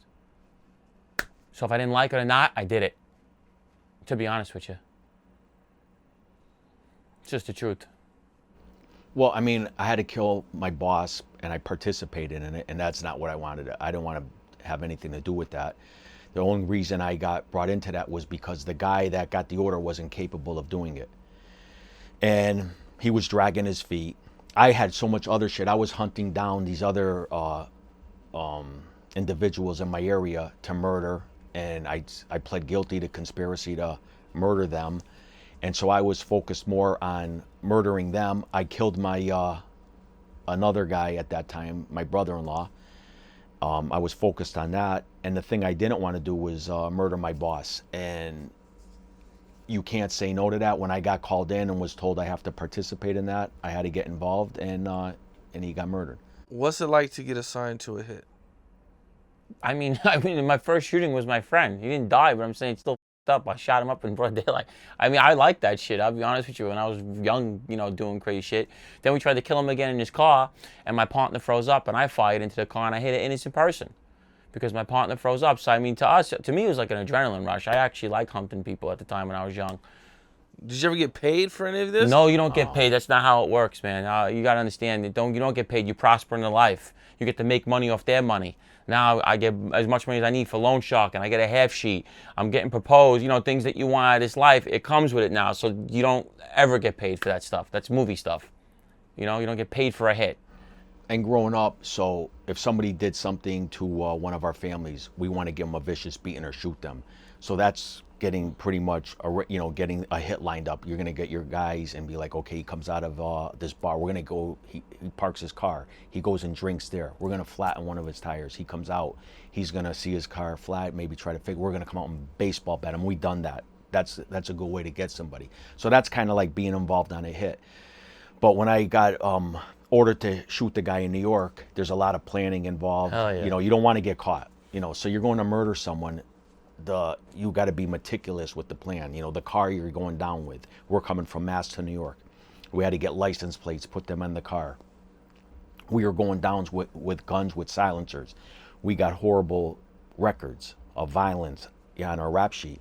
We get caught with those guns, we're getting 20 years just for the guns. Then we got to shoot the guy on the streets of New York, and then make sure we shoot him and then get out of there. Get rid of the guns, get rid of the license plate, get back and get out of the area.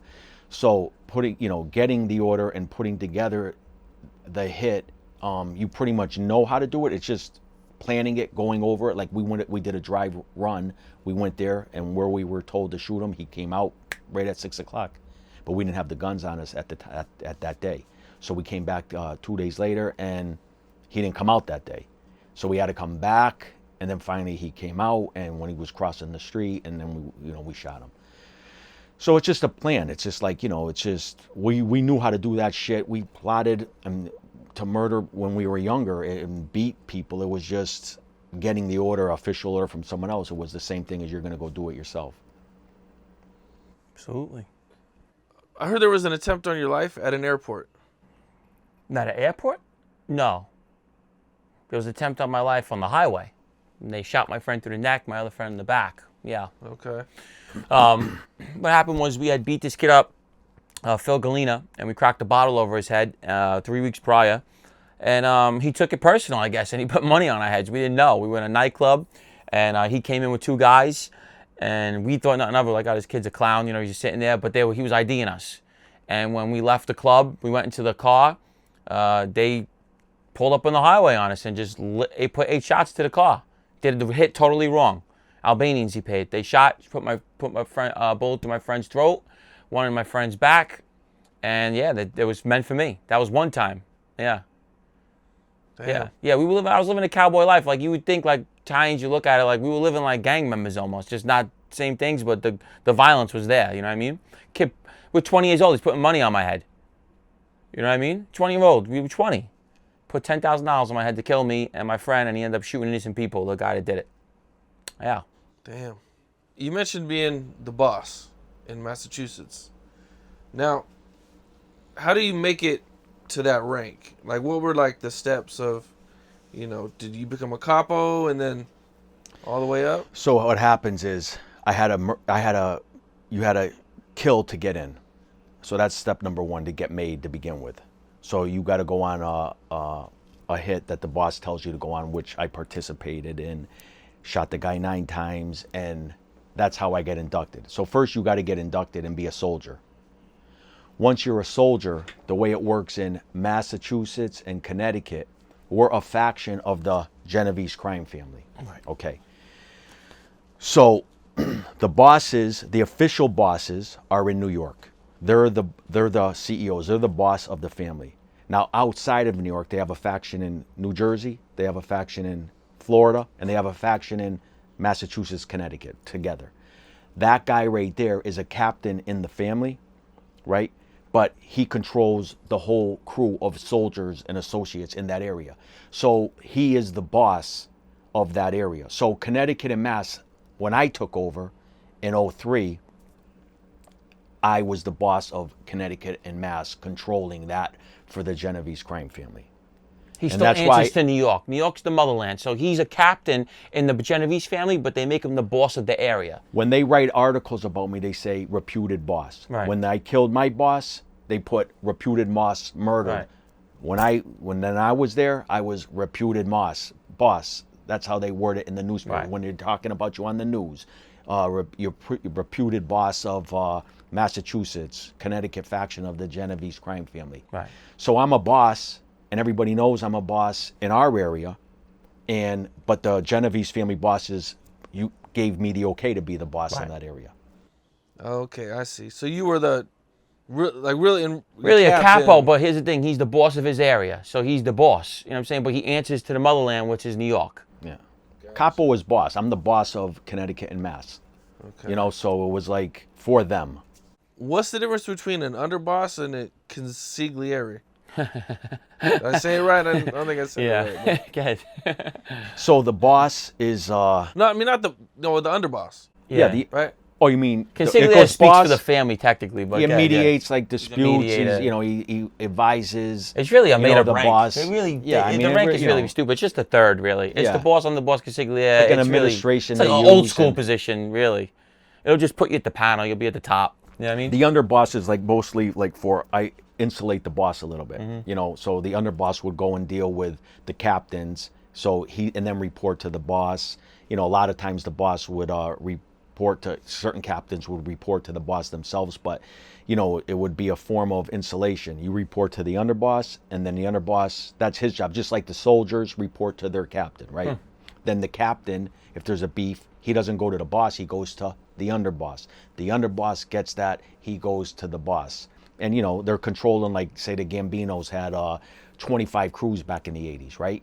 You know, there's 25 captains that are all, and maybe that's why the consigliere is working with them to help that out, you know, mediating disputes so the underboss doesn't have to hear all that bullshit. But it's kind of like to insulate him, an insulation between the boss, which doesn't matter anyways, because when they come with that RICO shit, they're all getting wiped out.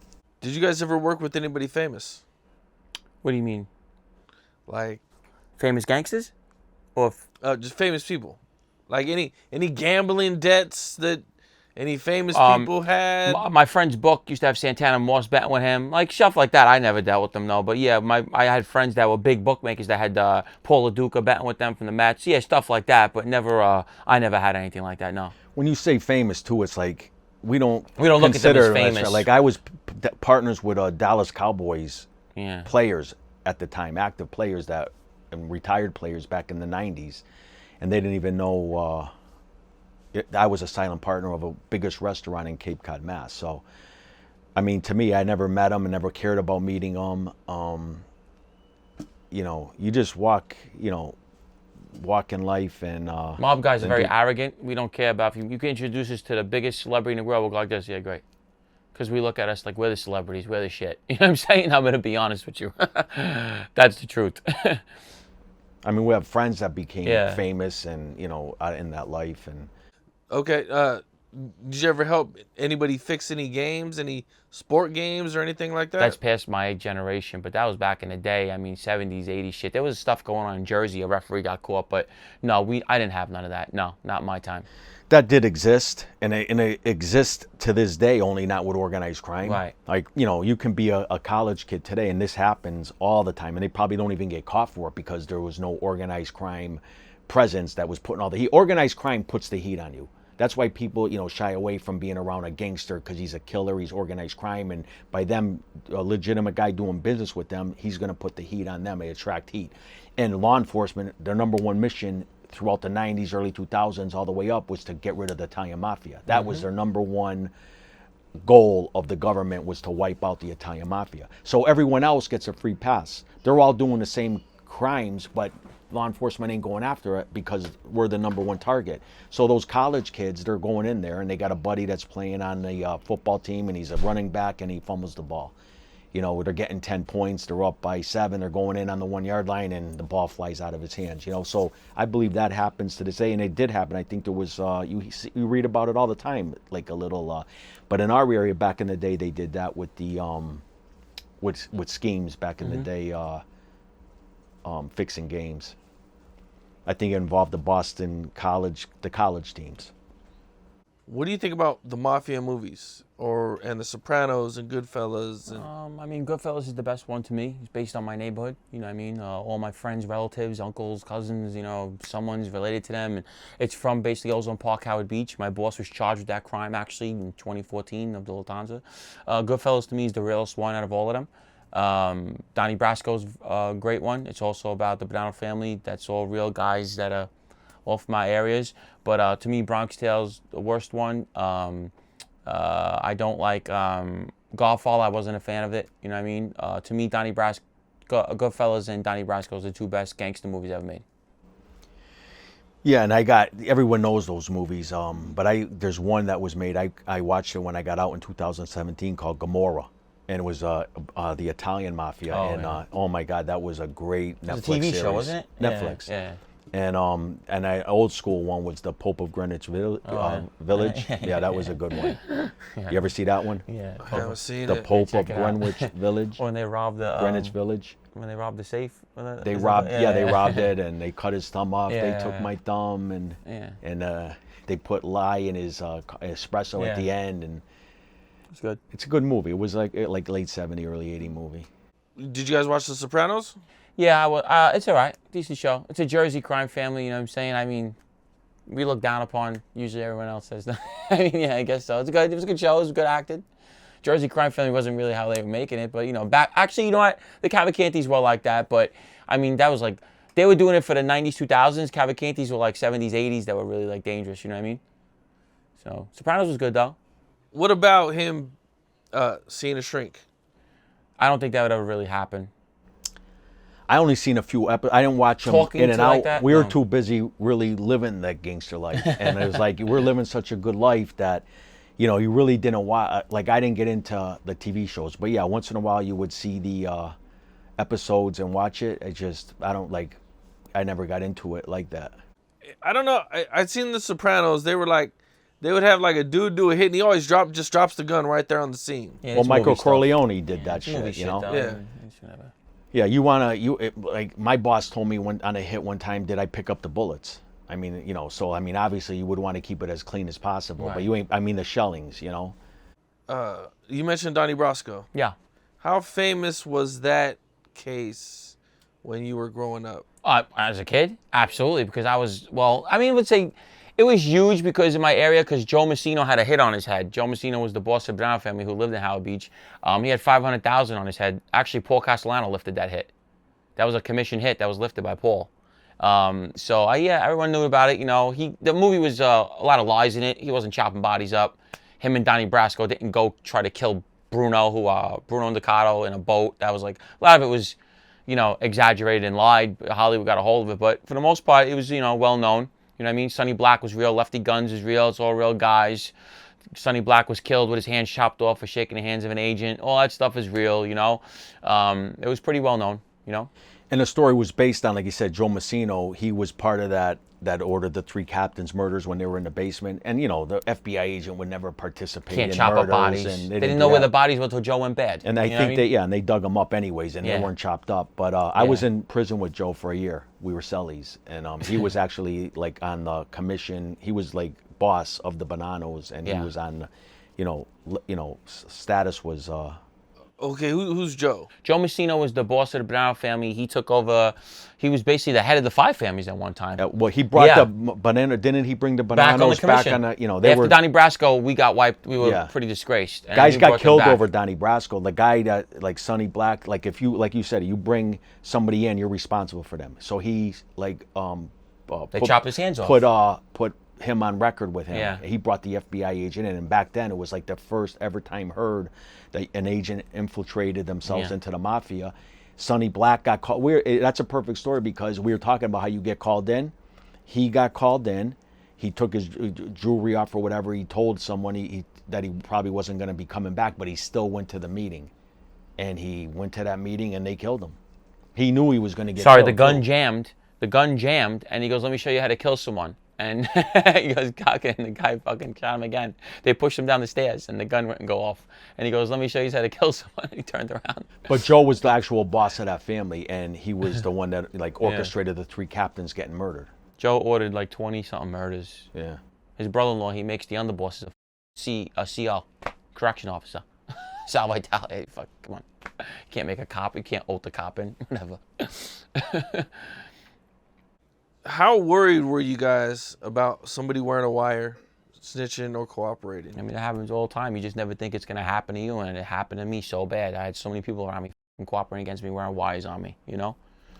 With me, I was never worried about. I was always cautious with phones. Number one, I never talked on a phone. I kept my phone was just like the FBI bugged my phone, and that all I got was how to make meatballs and sauce, and talking to my wife. And I used it. It was just like never would talk on it about any business. But you don't really get in trouble for those type of crimes. It's about, like I said, the murder, and that's when you're worried about guys coming up to you.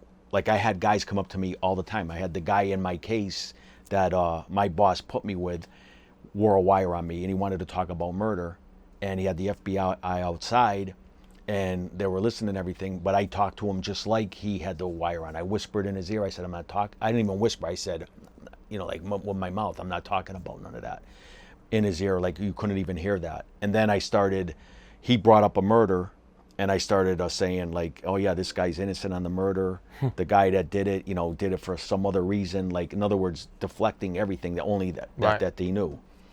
And but yeah, you always are cautious when it comes to like even if you're planning the murder. We used to have to, we were plotting several murders, back then. And when we went to go talk about it, we would take all our phones off, our beepers, go outside and be whispering in each other's ear, like what we needed to be done, just so we didn't get caught. And then afterwards, you would never discuss it again. You're not supposed to. And talk about it. How often? And you can tell when somebody's asking certain questions if something's wrong. Like if you're a street guy, You'll pick up on it. Something. It's like, why is he asking? Not supposed to bring up a body. Even if the boss asks you, you're supposed to look at him like he's crazy. How often would somebody brag about it after the fact, even if they weren't supposed to? No, yeah, you had people that did that. My guy did it. You had people that do that. You have people that do that. I killed my brother-in-law. We buried him in in one of my stash houses. I used to keep my marijuana. I had AK-47s, grenades. So we killed him and buried him there. And we were driving by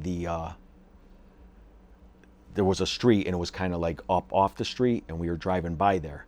And they were searching for this guy. They were just searching for him. They could never find him. And my friend in the back that participated in the murder, and his brothers in the front, he starts singing this song like on top of Old Smokey, all covered with blood, just being like stupid. And I turn the radio up. His brother, who's a dangerous killer, looks at me. I look at him, and like, what is this?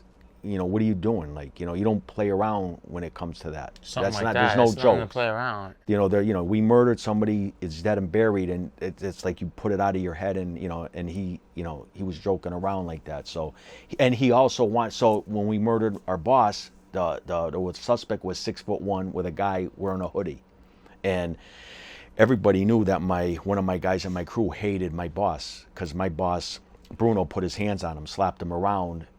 And Bruno's lucky that this guy didn't kill him, because he's a dangerous killer. But I was there, and he didn't kill him. So they knew there was bad blood. So the next day, my friend's 6'1". It's in the newspapers. Bruno got killed by an assassin, 6'1" with a hoodie, and this kid's 6'1", and he's next day he's wearing the hoodie. We killed my brother-in-law. The next day, we're the #1 suspects. We hang around this hot place where the Italian, when I say hot, law enforcement's always watching it, this organized crime hotbed. And, we're the #1 suspect. He pulls up in a convertible Corvette, wanting to come to the place where they're always watching it. Law enforcement is always watching it. I seen him pull up, and I went out the back door. And, he's calling me up, where'd you go? And, I'm not going to be around you. I'm trying to get out of it. We're trying to stay on the streets and survive. Right. And you're trying to act reckless and put heat on us. What did you think? And they want the notoriety. That's what they do. They wanted to know. When I murdered, want to get caught. When I murdered, I don't want nobody to know. I'm always deflecting. My boss asked me why we killed my brother-in-law, because he never gave me the order. And I said, I don't know. I don't know. No, he says, what happened to my brother-in-law? Because he disappeared. And I said, I don't know. I think he took off he was married to my wife's sister. I go, I think he left her. He was on drugs and he grabbed some girl. I think he took off to Florida.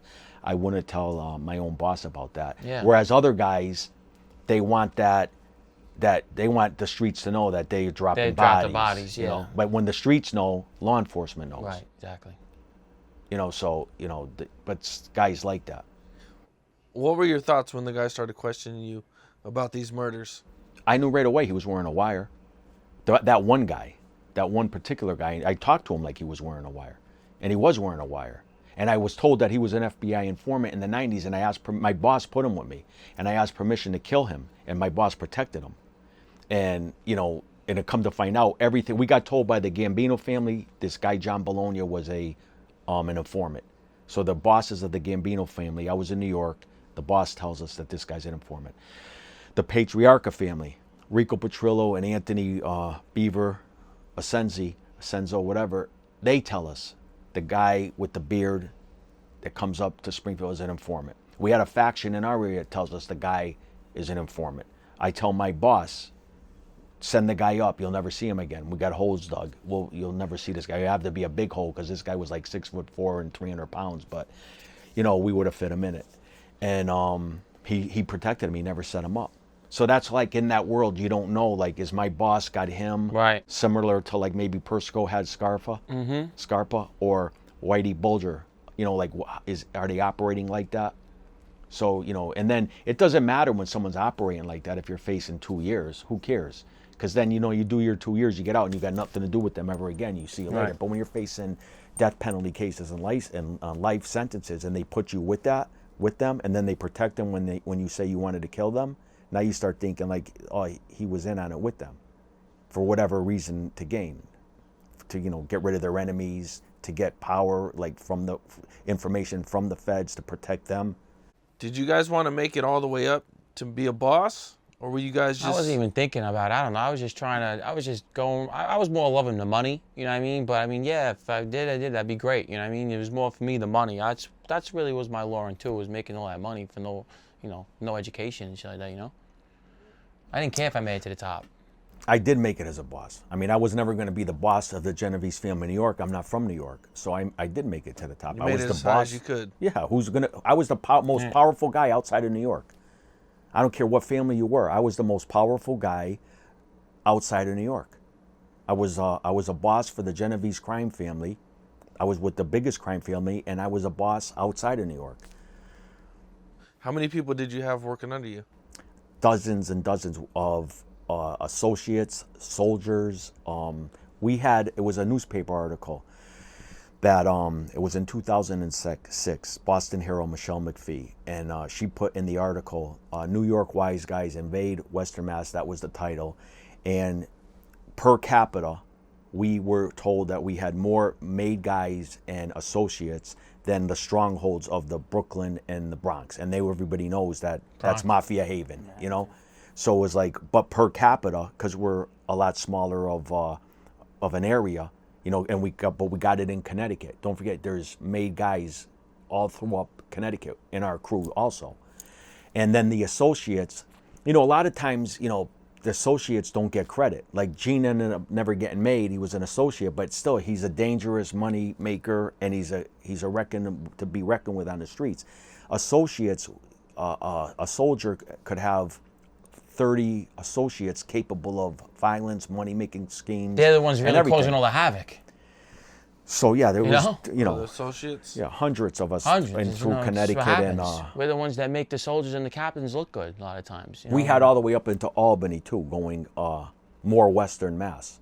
So, you know, you had Mass, you had Central Mass, you had all going in through Connecticut. Big territories. So you need a lot of people to fill in those territories.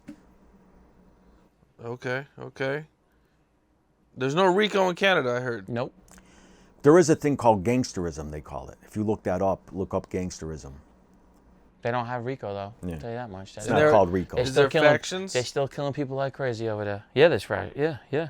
How does a person start, like, you know, like at one point it started, you know, New York, and then other factions and It's been going on, man. know, You just- put people in place. You might put a guy in Florida, put a guy here. It just happens, man. You want to expand, make more money. You know what I mean? and then they start meeting people. I mean, yeah, you got guys that might send guys to you, give you guys to come out there. It's all different ways, you know? Cousins, like Yeah. back in the day, the Genovese Yeah. family, and then they got a family member, like in our area, which that did happen. They had this guy Miranda, and they were a big, powerful family with the Genovese family. And then next thing you know, he gets straightened out and he starts his own crew, starts making guys, and they build it up. And that was back in the 30s. So, it doesn't take nothing. The guy Bobby Luisi got made in Philadelphia Right. with the Scarfo family with Philadelphia, and then he went back to Boston and he started making guys in Boston, and he built up a crew, and now it's a crew from Philadelphia that's in Boston. Did you guys ever hear anything about Jimmy Hoffa or what really happened with him? I mean, so many rumors. Who knows, really? I'm way before my time. It's such, who knows? I think it was a simple hit that just probably put him somewhere and they made it into like this big thing. You know what I mean? Like Honestly. what's funny? Any is, other like, guy a lot gets of killed and people, buried. when they say they know what happened, or they know where he was. That's funny because, whoever did that hit were professionals, and Yeah, just put him somewhere. Giant stadium, all this bullshit. Just put him in the dirt somewhere. You're not gonna find him. But the reasons why, I can tell you, like when you know that life, he had a powerful enemy in the Genovese crime family, Tony Provenzano. So, that's one thing that I would say was the cause of his death. Not the fact that he came out and still wanted to be involved in the unions and he was causing problems, but the fact that he had a beef with a major organized crime figure, Tony Provenzano. Was that who was rumored to have killed him, or what was there? Was there a rumor about it? Yeah, like he was. That's one of the reasons why he didn't kill him, but one of the reasons why he got killed. He would have sent. There's rumors that the Genovese family, two guys. I don't know if they were brothers, but there's rumors. So many rumors. Yeah, but those two guys are the actual shooters, and it would make sense that Detroit would actually have to have somebody. When you get killed like that, he had to get into a car. Whoever car, I heard it was his son-in-law or whatever, this and that, but whoever's car it was, he had to trust. And that guy, had to give him up. For him to get in that car, he had to trust that guy. Because he got out of his car. Didn't they find his car at some place in Detroit? And then he got in the car. Whoever's car he got in, he trusted. How hard was it for you to leave the life? After I seen the betrayal, not hard at all. They made it easy for me. So you got betrayed. What all happened? They broke their oath first. You didn't look after me. You didn't do what you're supposed to do. Left me for dead. So I don't go. I'm not a regular guy. You're not gonna just walk up to me and say what the you want. You know what I'm saying? I was a bad guy. You know what I mean? You better be that guy. You're gonna come up to me and talk some shit. You know what I mean? So I don't give a. I live a great life right now. I don't care. I'm happy with it. They broke their oath. So if somebody's in jail, they're supposed to take care Fuck of you. yeah. Yeah. Why They wouldn't don't, you? but you're supposed to. Yeah. Why wouldn't you? If you're a smart gangster, you would. So they're not taking care of you, and what's that day like? Where you, and how does it go for you to leave or to stop doing? It was just hard. It was sucked. I felt betrayed. Like, what the? You got millions of dollars. I thought they were joking when I heard that. I thought it would just be done like that. No. These people are greedy fucks, man. And, his own greed ruined his life, so whatever. Greed was his downfall, my boss. Yeah, so with me, it was the hardest thing ever to go through at the time. I loved the life. I never would want to surrender. It was just the worst period of my life. But looking back, it was like a no-brainer. It was like, I'm so thankful that everything, I'm glad I'm out of that life. It was like, we were like brainwashed into that way of life growing up and being involved in it. And that's why it's so hard. But when you look back, there's nothing more, you got children, little kids.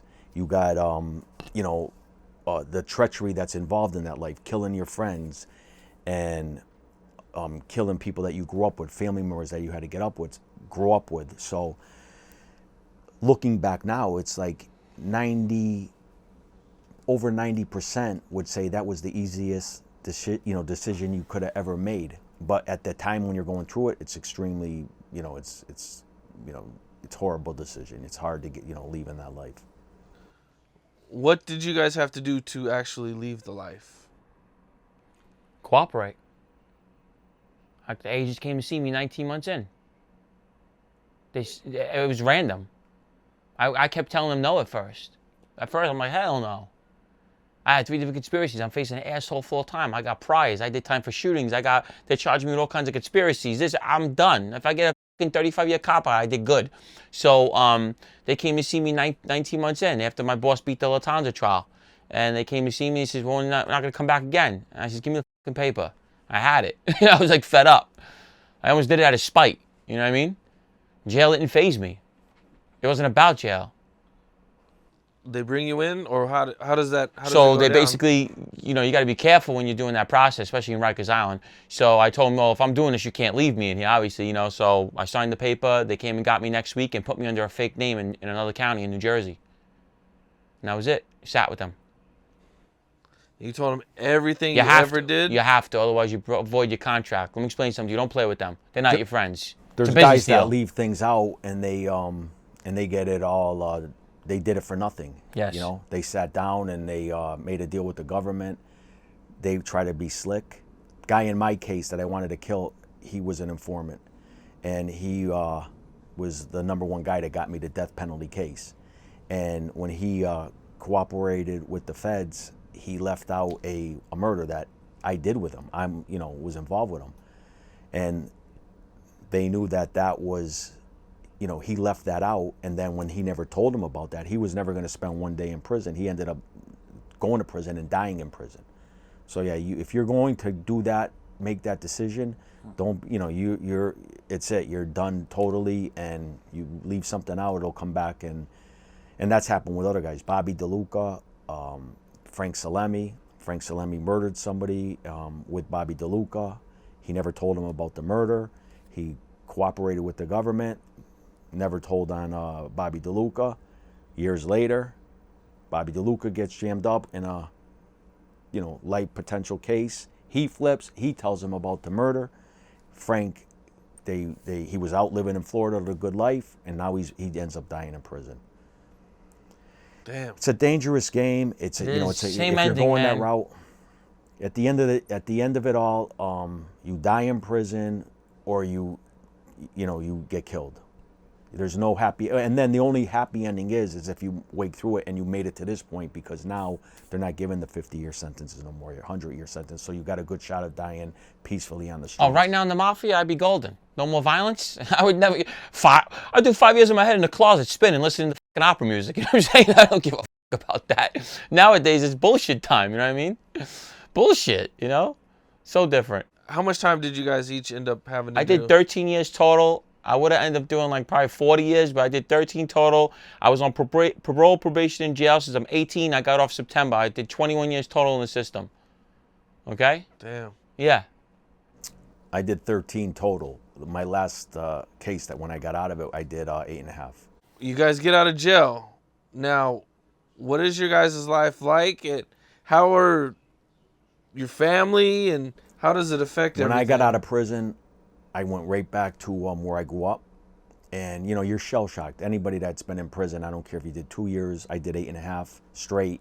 You're getting back into society. You're not tech savvy. The phones, they're way ahead of it. You're not with the computers. You're around. You're isolated in prison. Now you come out. You're dealing. The world is fast. In there you're getting up. You're working out. You got no responsibilities. You're eating tunas and mackerels, and you're staying healthy. You're reading self-help books and philosophy. You got your mind, and everything is good. Now you come out, and the world is like going 100 miles an hour, and you can't get caught up in it. So you're shell-shocked. So you got to adapt that way. And then you're not in that life anymore. So you got to adapt that way. But then if you're sharp, you figure things out. It takes a little bit of time, and right now everything is great. Everything is great. Everything is the same as it was as before. Only I'm making legitimate money. Straight up. We got books that were out. I got a Discord I'm starting. I'm heavily involved in real estate, and you can make, like I said, you can make millions of dollars legitimately. You don't need to be involved in a criminal organized crime group or a gang. You can get into lucrative businesses and make just as much money and not have to worry about the feds kicking your door in at 5 o'clock in the morning. But we live like rock stars. I'll be honest with you. It's crazy, a little bit. And legit, people love us wherever we go because they know we really part of this life. They want to hear what we got to say. People are dying to hear this stuff. They glorify it. They love it. Book deal. I mean, I have a best-selling book. I'm going into movies, all kind of shit because it was the Mafia. It's a part of American history. It paved the way for everything, a lot of things. So we were part of it, and people want to hear it. They love it. Have you guys been back to your old neighborhoods? I lived in it. I'm living in the house. After cooperating? Yes. I lived in it. I said, you better send the right guy. Better not shoot me my legs. Better not shoot me my legs. I grew up in the house I grew up in. When I came home, I went back to that house, and I bought it in 2019, and I'm still there. You guys aren't worried about... Bro, what, are they going to shoot a water gun at me? What are they going to shoot? Throw rocks at me? Nobody's doing nothing no more.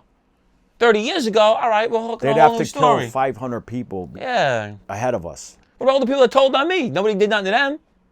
What about all the guys that put me in jail? When I actually go get my rat cousin, I tell him, kill his dog at least. They wouldn't even kill the dog. I knew he loved his dog. I says, kill his dog.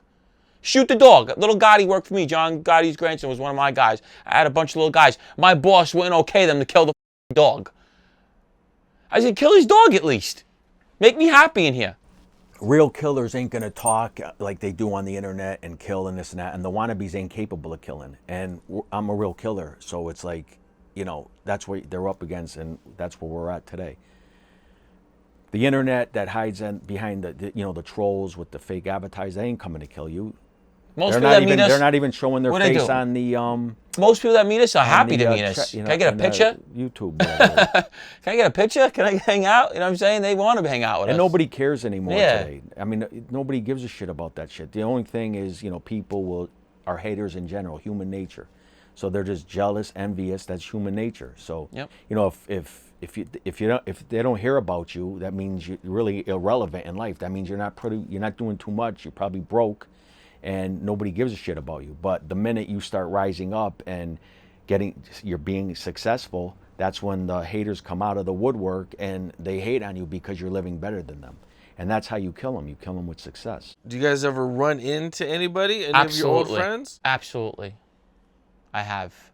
Absolutely. What's that like? What is it? It's like this. It's like, look, I'm not the toughest kid in the world, but they know they can't abuse me. It's not going to happen. Like, yeah, you're going to do something to me, but I'm going to do something back. I'm not going to run from you. They don't know that. They'll pick on someone that won't defend themselves. Then they don't know if I got a weapon on me. I was a known weapon guy. I'll stab you. I'll shoot you. I'll run you over. You think that just goes away because I cooperated? Honestly, you think I'm going to let you now abuse me now? You're out of your fucking mind. You know what I'm saying? It's not going to happen. I'm still that guy. I just don't look for it. You know what I'm saying? I don't run from it, but, I don't look for it. That's all, and they know that. And they'll talk shit on the internet. That's it. Not to my face. And most people say hello to me. Hey, how you been? You weren't a gangster, stay the out of it. Yeah. Yeah. I'm in my neighborhood. I grew up. I'm in Springfield, the city of Springfield. I grew up there. I go out there. I came back home where the Italian club is. I did I had a YouTube channel, Money, Mayhem, and the Mafia. I stopped doing it. It's a lot of work. I'm going to try to start it up again. I didn't have good audio, but I did it right down the south end of where I grew up in and filmed right there, 4 episodes. And you're going to, you bump into my old friends growing up all the time. How'd you guys meet? Jail. Farrington. Okay. First guy I met, I was looking for mob guys. I said, there's one right there. I said, all right, I went over to him. We started bullshitting. Yeah. This was after both of you guys cooperated? Yeah, absolutely. We walk in the yard and shit, hanging out, And that was it. You guys, okay. We never thought we'd be here right now. We were tweeting that the other day, because we're in there, figuring out what we're going to do. If we told you what happened with us last night, it was like, we've been in LA for about a week, right? And it's like the love and the things that were going on, and it just, you wouldn't believe it, how we're living and the where we go and who's we're with. It's crazy. It's just, it would blow your mind, to be honest with you. Man, that's what's up. Yeah. Very happy about it. You guys are out doing your thing, man. Yeah. You guys got crazy stories, man. Yeah. I want to say I got a book coming out, South End Syndicate. Just to mention that it's coming out September 17th. It's going to be about the Genovese family outside of New York, Connecticut, Western Mass, talking about the the gangsters in those areas, because you never really hear about them. You hear in New York, Boston, Chicago, and all that. So that book is coming out, South End Syndicate, September 17th. Right. I have a best-selling book out called Born to Life. My Instagram is my name, Gene Borello. You can reach me there. I answer everybody. It's what I'm known for through the world, you should say. I answer everybody that DMs me. I talk to everyone. You know, I'm a cool guy. And I'm supposed to be part of a movie called Pony. It's coming out soon. And my book is becoming a TV show. Working on it now. And I also, my Instagram is my name, Anthony_Bingy Irrelata. Your book's becoming a TV show. Yeah, they're working on that right now. Is it being filmed? The pilot will be getting started filming in September, most likely. Oh, can you talk about who's Yeah, playing you? Or? Well, we don't. I have people that I want. I mean, I'm allowed to say who I want. I don't know if we're gonna get him. I would like Shia LaBeouf. That's who I'm aiming for. So we'll see what happens.